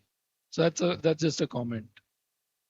But otherwise, I think this is a good presentation. I think in terms of affordability and such, a lot of sync between the numbers in the report and the estimation worksheet. Your financial modeling was particularly strong, which I hope it means that at least some of you understand the numbers on the sheets that were presented. So I think I really liked all of those things. Very much. Thank you, Alok. Um, Great presentation. I really enjoyed the walkthroughs and then the narrative that was there to support it. Congratulations on that. I would like to repeat on what Sean was saying about the circulation areas being inefficient, but also uh, looking at the drawings itself, I think to some extent the staggering that you attempted is a bit lost because of the staircases that you have put in between the blocks. I could be wrong, but it would be interesting to see if the surface area of the buildings that is exposed has increased because of this layout or not. And thus the chances of heat ingress. Maybe something to look at. That said, Sai, you have proposed using renewable energy, solar PV, wind turbines. They are expensive. So unless there's some subsidy available by the state or something, they really are going to drive up the cost. I have not seen not very good examples of successful integration of PV in low income housing, which is what it, unless it is being used for lifts and other covering the costs of other commons. So I would suggest be a little bit careful there. Um, and payback period thus is quite high, 10 years. My one question is, isn't this housing being provided by the factory owner to the workers who are working there, or are they expected to buy it? The factory owner builds it for them, and the model we have used is a low rental model. So basically, like any other company, so basically, if the workforce is living in the campus, so there is some certain amount deducted, which is definitely at a subsidized rate. So at a subsidized rate, the end users get a high quality living. So which also eases out the overall calculations, and over time the return is paid. Okay. So the reason I asked this question is I think that would slightly flip the value proposition narrative as well, because you also have to focus a lot then on the factory owner as well. Like how is it making sense to them? It's not something that they sell and exit. It will stay on their side. And one last question is, did you consider, I think these are the cluster A is G+3 or G+2? G+2, ma'am. G+2. Any particular reason you avoided anything else? Was it because of lifts? Because you might have, been able to avoid using that particular site, the left side, cluster B and cluster C. This one? Yeah. Had you In terms of going to a higher had, level. had you gone higher in cluster A? Right, ma'am. This is, as I said earlier, among the factory premises, this is the site we were allocated. Oh. And basically, and this was the separate area for housing specifically. And they wanted a very easy to use communal living, and then along with lifts and everything, the maintenance cost and the maintenance supervision is a lot higher. And given the end user, we have to be very versatile and very basic with our design. So that is what the brief was from the project partner itself. And talking about the ramp, as the circulation part, as ma'am also mentioned earlier, yes, we are not definitely contradicting, but also the ramp is in itself used as a community space. So basically, someone can also stand and look into it, what's happening. And like there are Ganesh festivals also. We can always have an idol there, and everyone can be surrounded. So that's how we thought about it. But definitely, yes, ma'am. Maybe you could have just had the ramp in the center and somehow use that as the only vertical circulation element. Maybe. Right, ma'am. Thank you. Keeping in mind, yeah. Thank you, jury members.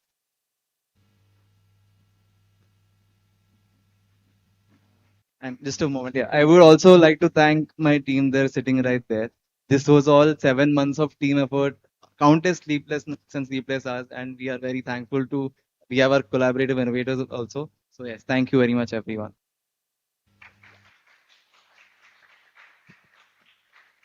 So thank you, team. So we'll take a 5-minute break so for the team to move the models in and out.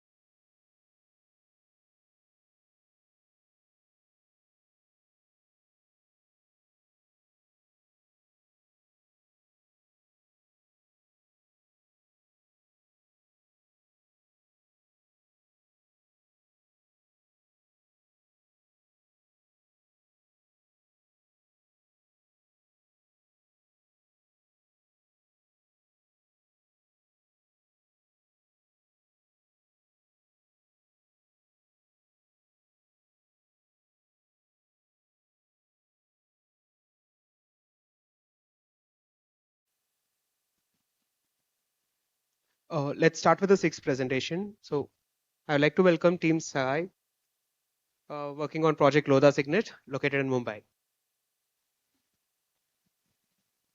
Hello. Good afternoon, everyone. Before we started the problem, So, team, you will have 20 minutes to present your work to the jury. At 15 minutes, I will ring a signal like this. You won't have a 21st minute, which means at 20 minutes, I will stop you and ask to end your presentation. After that, we will have 10 minutes for the Q&A. Please keep your answers direct and to the point. Okay, team, the stage is yours. good afternoon, everyone. When we started the problem-solving process for this multifamily housing division and its design, we asked ourselves one question: what is home? Well, we brainstormed and we got some answers from our team. But then, to move ahead, we asked another question: what it could be? Well, to answer what it could be, here is our presentation. Our approach started off from insight to intervention, where processes ranged from studying 10 contests, collaboration with industry partner, project partners, to developing strategies and achieving the final design with constant iterations. We collaborated with Lodha developers to align their vision to our design, to shape Indian real estate, a legacy of excellence, crafting timeless elegance, and building a sustainable legacy. We have addressed 10 contests set by SDI to the best of our capabilities. And now, coming to design, our project is located at King Circle, Mumbai. The site sits within one of Mumbai's most urbanized areas, with an area of 7,700 square meters. This creates two competing pressures. First, density and livability. Mumbai's warm and humid climate further complicates this relationship because the building requires ventilation, shading, and open spaces to remain comfortable. The site accommodates 221 dwelling units and approximately 1,176 residents, with a proposed build-up of 33,965 square meters. Further, the form was developed by environmental consideration and maximizing the built-up area. We studied sun orientation, wind patterns, daylight penetration. Instead of creating a singular massive block, the building was organized to allow airflow and visual permeability. We introduced a range of units to accommodate young professionals, nuclear families, growing households, and multi-generational families. The 2 BHK units form the majority of the development. The 3 BHK units act as major family housing typology, while 2.5 and 3.5 BHKs provide an additional flexible room. Whereas the 4 BHKs are located at the upper level, benefiting from the enhanced views, privacy, and exclusively accommodating a large family structure. One critical observation from our research was that buildings often remain static while families constantly evolve. A young professional sharing an apartment today may become a parent tomorrow. A nuclear family may later become a multi-generational household. Traditional housing often struggles to adapt to these changes. To address this, we incorporated flexible spaces within these units. The spaces can function as a home office, study room, guest room, and additional bedroom, depending on the changing needs. This approach extends the useful life of the dwelling and reduces the need for further modifications. Instead of designing for one single movement, we designed for multiple life stages. Most residential projects treat open spaces as residual left after maximizing the built-up form. We attempted to reverse this logic, where open spaces became primary organizing elements.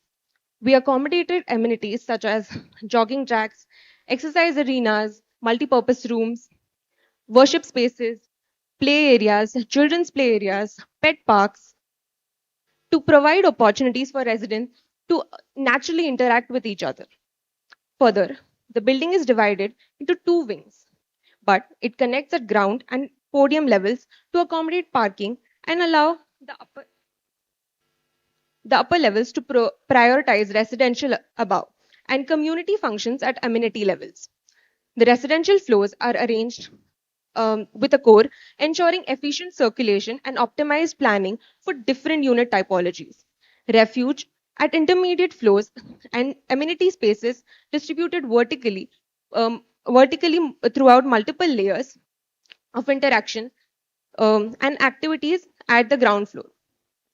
Further, these were our major design elements, but one that we concentrated on the most was Vastu.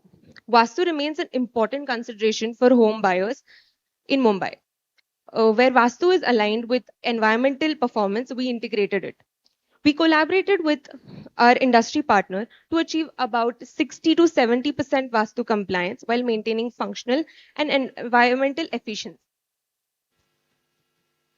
Further, the facade was developed to experience different solar conditions at different directions. The northeast facade receives tend to receives direct radiations, and therefore 10 to 20% coverage was given. Southeast facade was covered to up to 50% to reduce the horizontal angle of sun with overhangs. At the northwest, 40 to 50% coverage was done to reduce the direct radiations, but also allow the morning sun. At the southwest, 50 to 60% coverage was given to reduce the afternoon heat gain. Up to Ritesh. Okay, so let's begin with engineering and operations. What we created for managing a building. So our self-developed Sahaya integrated BMS, it can control small light to electrical vehicle and manage all these things in a closed loop environment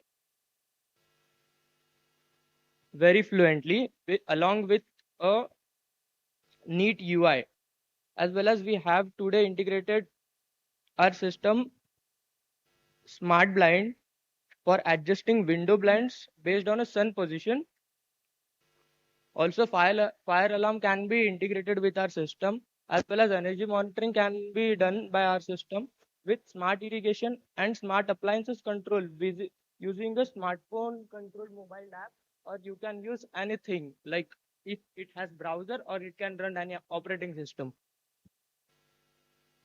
The overall system cost under comes under 500 rupees to control 16 devices. Basically, we can control 16 nodes from anywhere under 5,000 rupees. So the BMS system can be utilized using a old lap.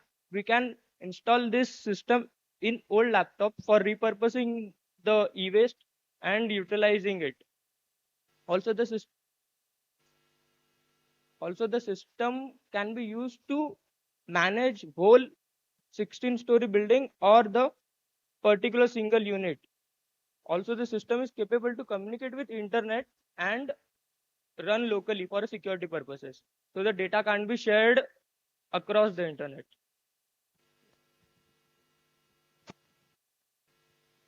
So moving on to the HVAC system of the building. So main HVAC system of the building is the VRF system, which is deployed on every floor, which serves to the floor and it helps to achieve maximum efficiency. This optimizes the cooling loads across various locations with varying requirements, and it has reduced the electricity consumption to about 2,500 kilowatt hour as compared to the 9,300 kilowatt hour of a 5-ton split AC with a COP value of 4.2. The structural system consists of shear walls and two stable cores on either side with sufficient reinforcement to counter the lateral wind loads. A segregated organic inorganic waste management system collects up to 400 kg per day of organic waste and 170 kg per day of inorganic waste, which is later then sold for rupees 8 lakh profit annually, allowing 92% landfill diversion. User awareness is supported through simple operating manuals such as do's and don'ts and smart monitoring systems that continuously track indoor temperatures, humidity, air quality, water use, and energy consumption, enabling efficient building operation and informed resource use. We know this project would not have been possible without our collaborators, the people who actually are in the industry, who understand the industry. We partnered with some of them. Our industry partner, Genesis Planners, who actually helped us ground up understand what is unit planning, how efficient can a unit be in a dense urban fabric like Mumbai. They were the ones helping us with the Vastu compliance, with the building form, the orientation. Moving on to Eco STP, they are a sustainable uh, sewage treatment uh, sewage treatment company who actually work ground up in the industry, working towards sustainable sewage treatment disposal systems, decentralized. Moving on, our uh, another project industry partner of ours is Green Jams. We collaborated with for reducing our carbon emissions. We have used the agrocrete blocks that they produce in our internal and external walling systems. Next up is the app which was used to bring the residents together to make give a sense of community through green education, to operations on residential on a day-to-day basis, and even some events or contests that one can actually go through. So this was actually built in-house. Next up, please. So health and well-being has been addressed at multiple scales, from individual units to community as a whole, uh, distributed into three parts: mind, body, and soul. Youth are provided with libraries, play areas. Adults are provided with co-working spaces, gyms, and amphitheaters, while senior citizens and families benefit from yoga decks, worship spaces, pools, and community gathering areas. Well-being through green buffers, vertical landscaping, urban farming, low VOC materials, and integrated greenery within every unit create a healthier indoor and outdoor environment. Daylight simulations show that most of the occupied areas achieve an SDI of 300 lux for 50% of the occupied hours and receive useful daylight throughout the year, reducing dependency on artificial lighting. Thermal simulations based on the IMAC adaptive comfort model indicate that the indoor temperatures are maintained within the comfort range of approximately 24 to 29 degrees. A dynamic set point temperature schedule was further created to match the thermal comfort values while reducing energy consumption. Together, these strategies create an environment that minimizes resource consumption.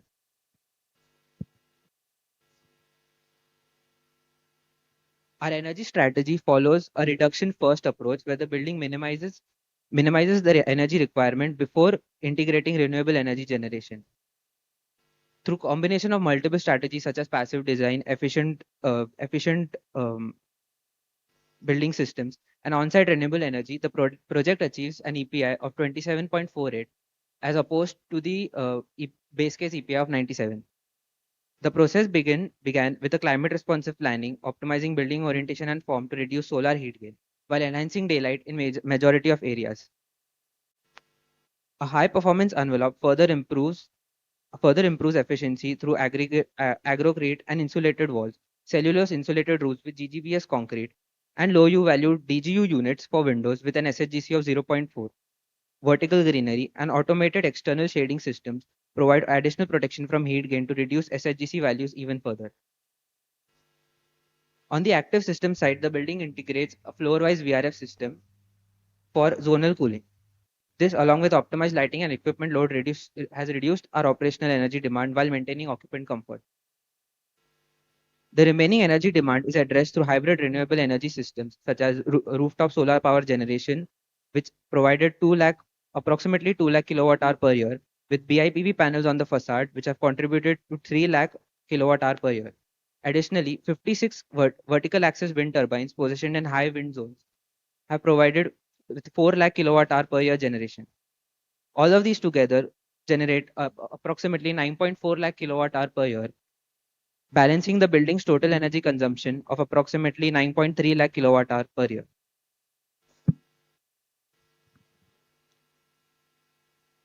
Further, we move on to water performance. Our approach was to create a water positive residential community. We divided the services on site level, building level, and unit level. At site level, our primary objective was to enhance the flood resilience while maximizing groundwater recharge. With the integration of permeable pavers, recharge pits, and stormwater detention tanks. Mumbai has a higher groundwater table level, hence to divert the flow from flooding, we have integrated detention tanks, which directly connects to the public drain. These systems reduce the runoff velocity. At building level, we have achieved a closed loop water cycle to reduce the dependence on external water sources. Grey and black water are generated by the residents, are treated through eco-STP, which then and the treated water is reused for flushing, landscaping, and site maintenance, significantly reducing the dependence on municipal water. Further, to improve the resilience, An IoT-based leak detection system was continuously monitoring the water network. The data is transmitted to a centralized dashboard where the facility managers can identify leak locations in real time, enabling predictive maintenance. At unit level, the water demand is reduced through efficient fixtures such as low flow faucets, aerators, dual flush, WCs, and low flow showers. Through all these interventions, we have achieved uh, we have lowered the per capita water consumption from 135 liter per person per day to 90 liters per person per day, achieving up to 34% reduction in water demand while maintaining user comfort and quality of life. The project also incorporates rainwater harvest. Based on our calculation, the project can harvest approximately 43 cr liters of rainwater annually and recharge nearly 1.5 cr liters into groundwater. So we have achieved a water positive balance of approximately 40 cr liters annually.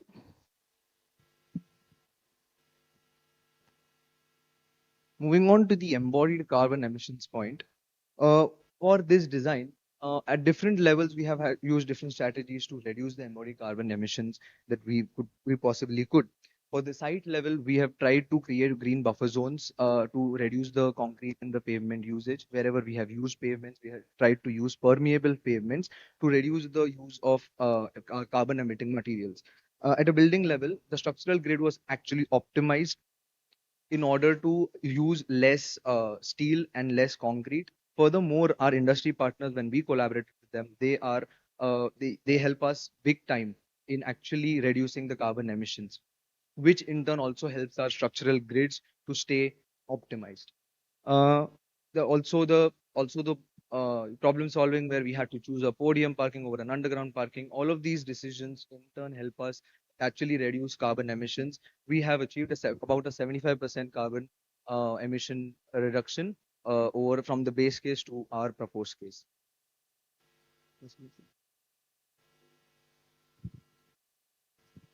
When we talk about resilience,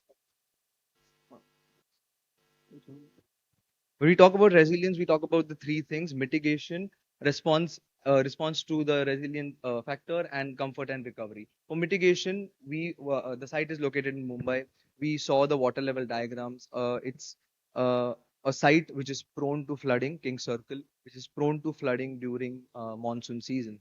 That is where our water mitigation measures came in, where we have permeable pavements, where we have detention tanks, we have these pits that help us actually reduce flooding on site on and also recharge the groundwater level, which is already high for a site like Mumbai. Moving on, the heat stress resilience, we actually simulated this through our design, and for the base case, approximately the temperatures outside are about 30 to 34 degrees. Well, in our case, with the design aspect, we were able to achieve operative temperatures of about 27 to 30 degrees Celsius. This is without any HVAC. This is just naturally ventilated spaces, without any HVAC, without any fans or active systems. Next up, according to the fire norms, according to DCPR and NBC guidelines, we were able to provide our users with fire resilient infrastructure, um, fire escape routes, fire access routes. Everything was accounted for in our design. Affordability wise, we were able to achieve a net reduction in the capex by 18%, where we came to the conclusion that our proposed design case will cost the developer around 40,000 rupees per square meter, which in square feet is roughly translated to about 3,700 rupees per square feet. For an urban dense fabric like Mumbai, and for the building that it is deemed to be a luxury high-rise structure that is there in King Circle. This is the cost reduction we have achieved. We have achieved it through internal works, MEP, and civil works reduction. Next up is through structural systems, repetitive planning, and construction. The life cycle cost reduction is roughly about 20% for the entire project, and the major systems cost and the return on investment on the systems that we have used is about 8 to 9 years.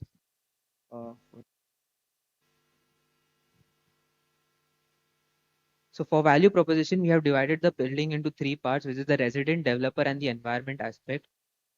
For residents, For residents, indoor comfort and Vastu compliance has been the major part where users largely see value in Vastu compliance and the passive design strategies used inside the building where temperatures range from 24 to 29 degrees Celsius. For developers, the project is expected to achieve a positive cash flow by 3 to 4 years and 8 to 9 years of systems payback.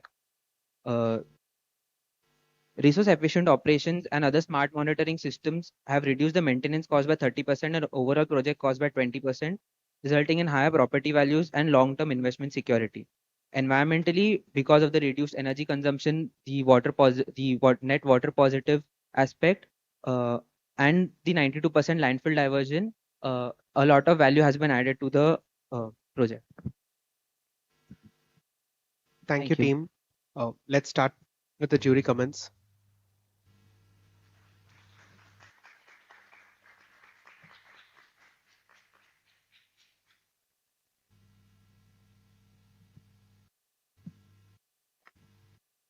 Hi, Team Sahai. Congratulations. Congratulations on the hard work that you've put in. I'm very inquisitive to know one thing, so I'm asking you. You have got rid of the DOA system, is it, in your design? Yes, we have, yeah. Thank you. And I appreciate, the way you've taken the feedback and you've modified the design. So that is commendable because, as designers, once we start designing something, we are taken on to something. Even if we understand it's not 100% okay, we don't want to let go of it. But that you guys took the feedback and you've let go of it and reworked is a good thing that you've done. Good, great. A couple of things I wanted to bring up is, and it's a very generic thing that I'm saying, is that, for example, this green gems that you've used, okay, and you're using it to show that it's a green product, etc., and so forth. It may be by itself a green product, but green gems is not manufactured, I may be wrong, in and around Mumbai anywhere, right? So, I mean, what is the embodied carbon in it when you're transporting from one city to the other and all of those things? So the center that at which manufacturing plant where we saw that Green Gems is manufacturing agrocrete is near Bangalore. So we actually took in consideration the transport CO2 emissions, and after that we also actually got the number as compared to the conventional AAC that we would have used. And even after that, this number was lower. So we decided to go with the. Okay, I'll take that. But I'm a little skeptic about, going in for the so-called materials which are by them. So in isolation, no debate. But whether it is specific to your project, nearby, all of those things, please take care of it. And this is more a generic comment and not specific to, the product of Green Gems. That is one. The second is that you kept harping on it and you kept talking about, water drainage. Please understand that in Mumbai and anywhere else, places which are flood prone, they get flooded because the public infrastructure does not work. Had the public infrastructure worked, then that area wouldn't have got flooded, right? So if your response is that I have connected it to the drain and I will make sure it gets drained out, then it defeats the whole purpose. You have to design and respond to it through architecture. For example, I'll just give you a few examples. You may say that I am starting the parking from one level up. I've taken only green areas at the ground floor level. Okay. I have not taken the, the generators or the transformers, etc., at a lower level. I've tried to raise it higher. So those are the kind of things that you have to respond to in an area which is flood prone. You can't just, simply dump it on the public infrastructure saying that I'll drain it out and I'm done with. It will not work. And that's why those areas are flood prone and get flooded. Okay, so that's the second point. The third is that since this project is in Mumbai and it's along the sea, it's almost like a sea facing kind of a location that I saw, very close, may not be sea facing because of other developments, but it's the proximity to the sea is there a lot, right? I did not see any, and at that height and all of that is there, I'm sure that you'll get in good wind breezes being drawn in, right, from the sea. I did not see any analysis of yours in the design where you were trying to explore that. If you have and I've missed out, then it's a different thing, but it did not come across in a significant manner. where you had corridors and common areas or openings or jalis or what have you to bring in the nice cool breezes in Mumbai, right? So these were the few points, but overall good work, a lot of hard work, and congratulations for that. Thank you. Thank you. Uh, Great work, as Sean was saying. A couple of observations and one or two questions. What ventilation rates did you achieve when you did the modeling? ACH or liter per second? Were they adequate? In the health and well-being section, you must have modeled for thermal comfort and ventilation. Were you able to achieve your targets? From the simulation, actually, we got a value which was around 10 CFM, which again, I'm really not sure how good it is, but that is the rate that we achieved. Looking at the apartment layout, somehow I think you'll have to rework the ventilation strategy. It did not look conducive for that, which in Mumbai would be a bit of a pity. It could be because you were focusing on the DOA system earlier, so you probably did not pay attention. Second is on the facade, and this probably goes for all the teams. So there is solar PV on the rooftop, there's BIPV, there's vertical garden, there's wind turbine, there's some shading, there would be glazing, and there's some screens also, I could see. How you all put it together in a facade, what it would look like and I think multiple projects have done that. Everything is there in the facade that you can think of. There's also a garden and everything. It would require a lot of work, and these are projects which are very, very sensitive to their aesthetics because that's what they are selling. I think it's the same site as one other team, Matunga. Is it the correct. same site? Yeah, first one. So that's one thing. Lastly, these are high-end projects. I remember reading in the report 65,000 rupees per square feet or something is what they're selling it at. My suggestion would be to think of bolder innovations. You can propose it. These are clientele, these are people who are going to buy, and they might actually appreciate something which is very niche, sustainable but niche. So something that we should definitely think of as a team. Solid waste management, you were thinking about 8 lakh. It's just a observation. Is there some profit of 8 lakhs? I'm not sure if that would matter much in such a project, and probably resources and thinking and brainstorming about strategies could be diverted to other aspects. And my last one is on the vertical gardens. I think there's something on the podium. One, and also I think in the apartment balconies, there are some vertical green elements, if I remember correctly. These are very personal choices. We can give planters and whatever. A person may not, an occupant may or may not choose to have greens there. And the quantity of the greens is often more for aesthetic purposes rather than actual temperature drop. It's just not there. So it would be good if all of the teams start putting that more in the health and well-being section from the aesthetics point of view rather than UHI mitigation or temperature drop. I don't think the density of greens is adequate unless you go by actually calculating the density of vegetation on the vertical face is something which is done in Singapore, I guess. But Yeah, again, congratulations for making it here. I was also happy to see that you did correct the numbers on the cost.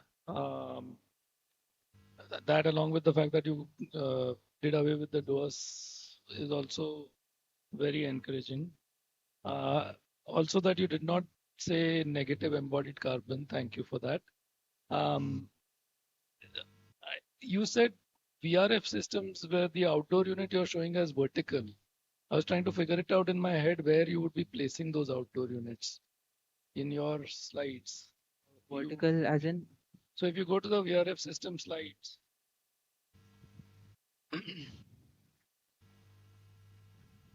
So how we had planned about the VRF system was actually one outdoor unit for an entire floor. So one outdoor unit of a higher tonnage would really cater to the entire floor for different varying needs. Yeah. Yeah.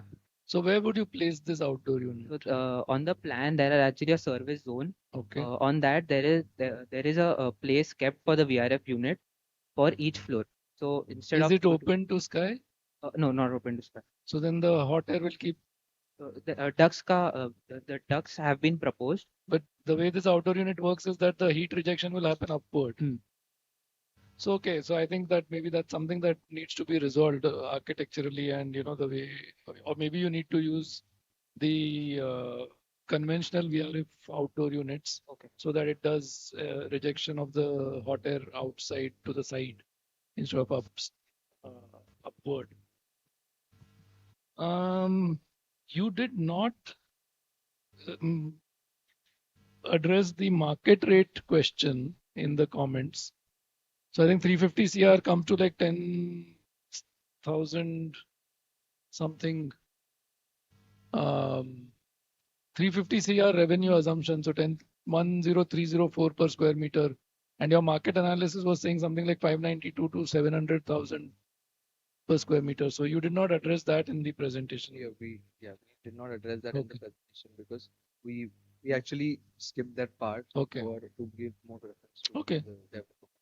That's okay. And the water 2% discrepancy was still there.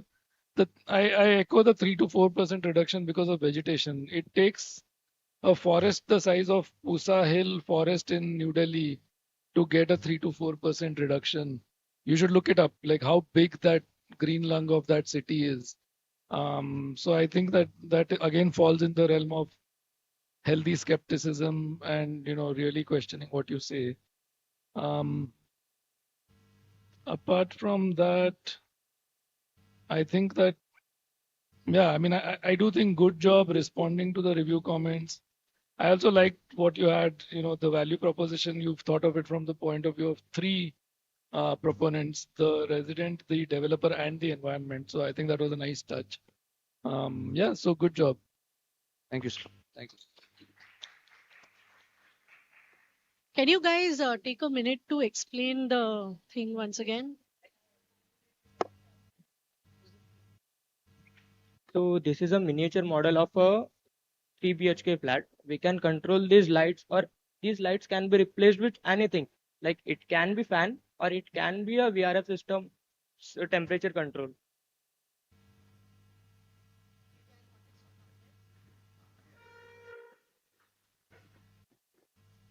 Yes. So at primary stage, we can see we have a 3D model with us. This model is we can control this light via buttons as well as the via software also. So this is the button option.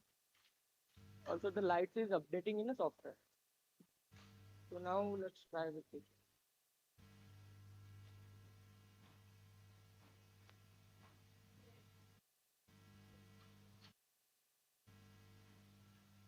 Also, our system is capable to communicate with 1.5 million devices across over the internet if it is connected.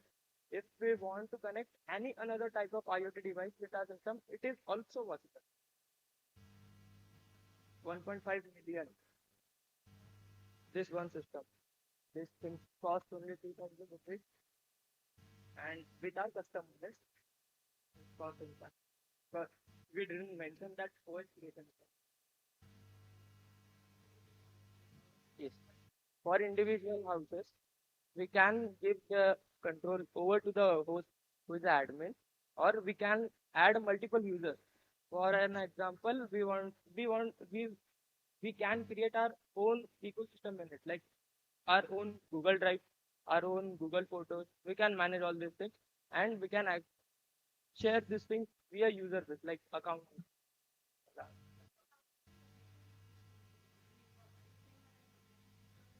Yes, it can automatically turn. Yes. We okay. So we implement one PR sensor at everyone. So if someone is not there, the system will automatically turn off after 10 or 15 seconds as per the determined or program time. Also, we have the irrigation system. This entire module is able to control a complete one flow regulation system. So we have as for so this system is also integrated with our app.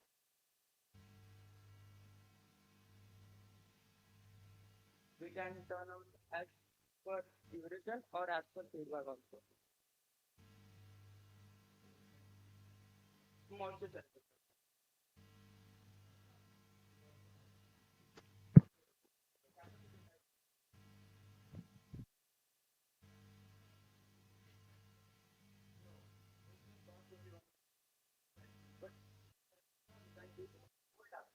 But old laptops cost more than this.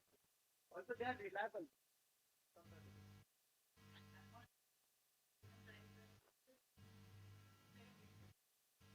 Yes,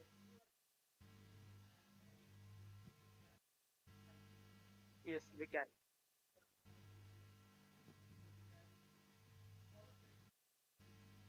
Through just this one white box. This is one module for integration.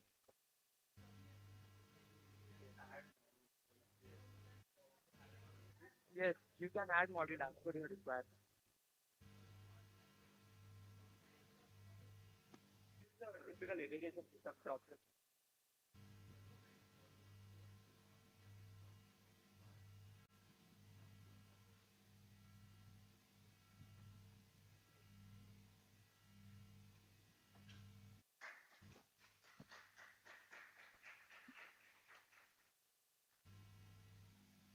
So thank you, Team Sahar. So, folks, that was our last presentation in the multifamily housing division. Our esteemed jury panel has shown immense dedication for assessing these entries, and I want to thank them for all the thoughtful assessments and comments. And I want to congratulate all the finalists.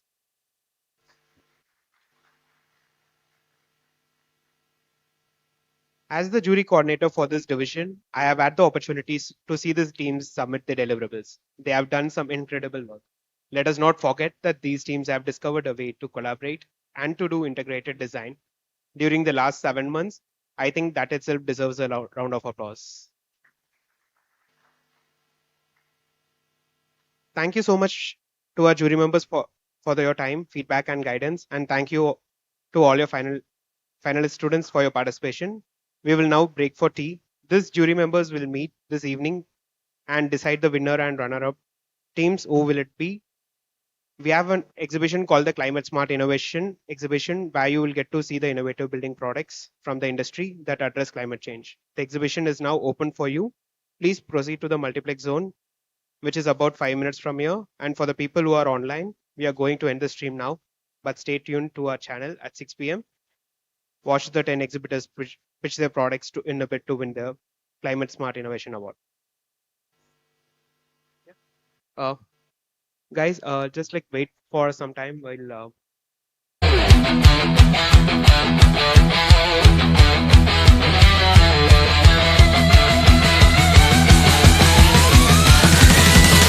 The world is so hot, hot, hot. We're making it cool, cool, cool. We're from SDI, net zero through and through. The world is so hot, hot, hot.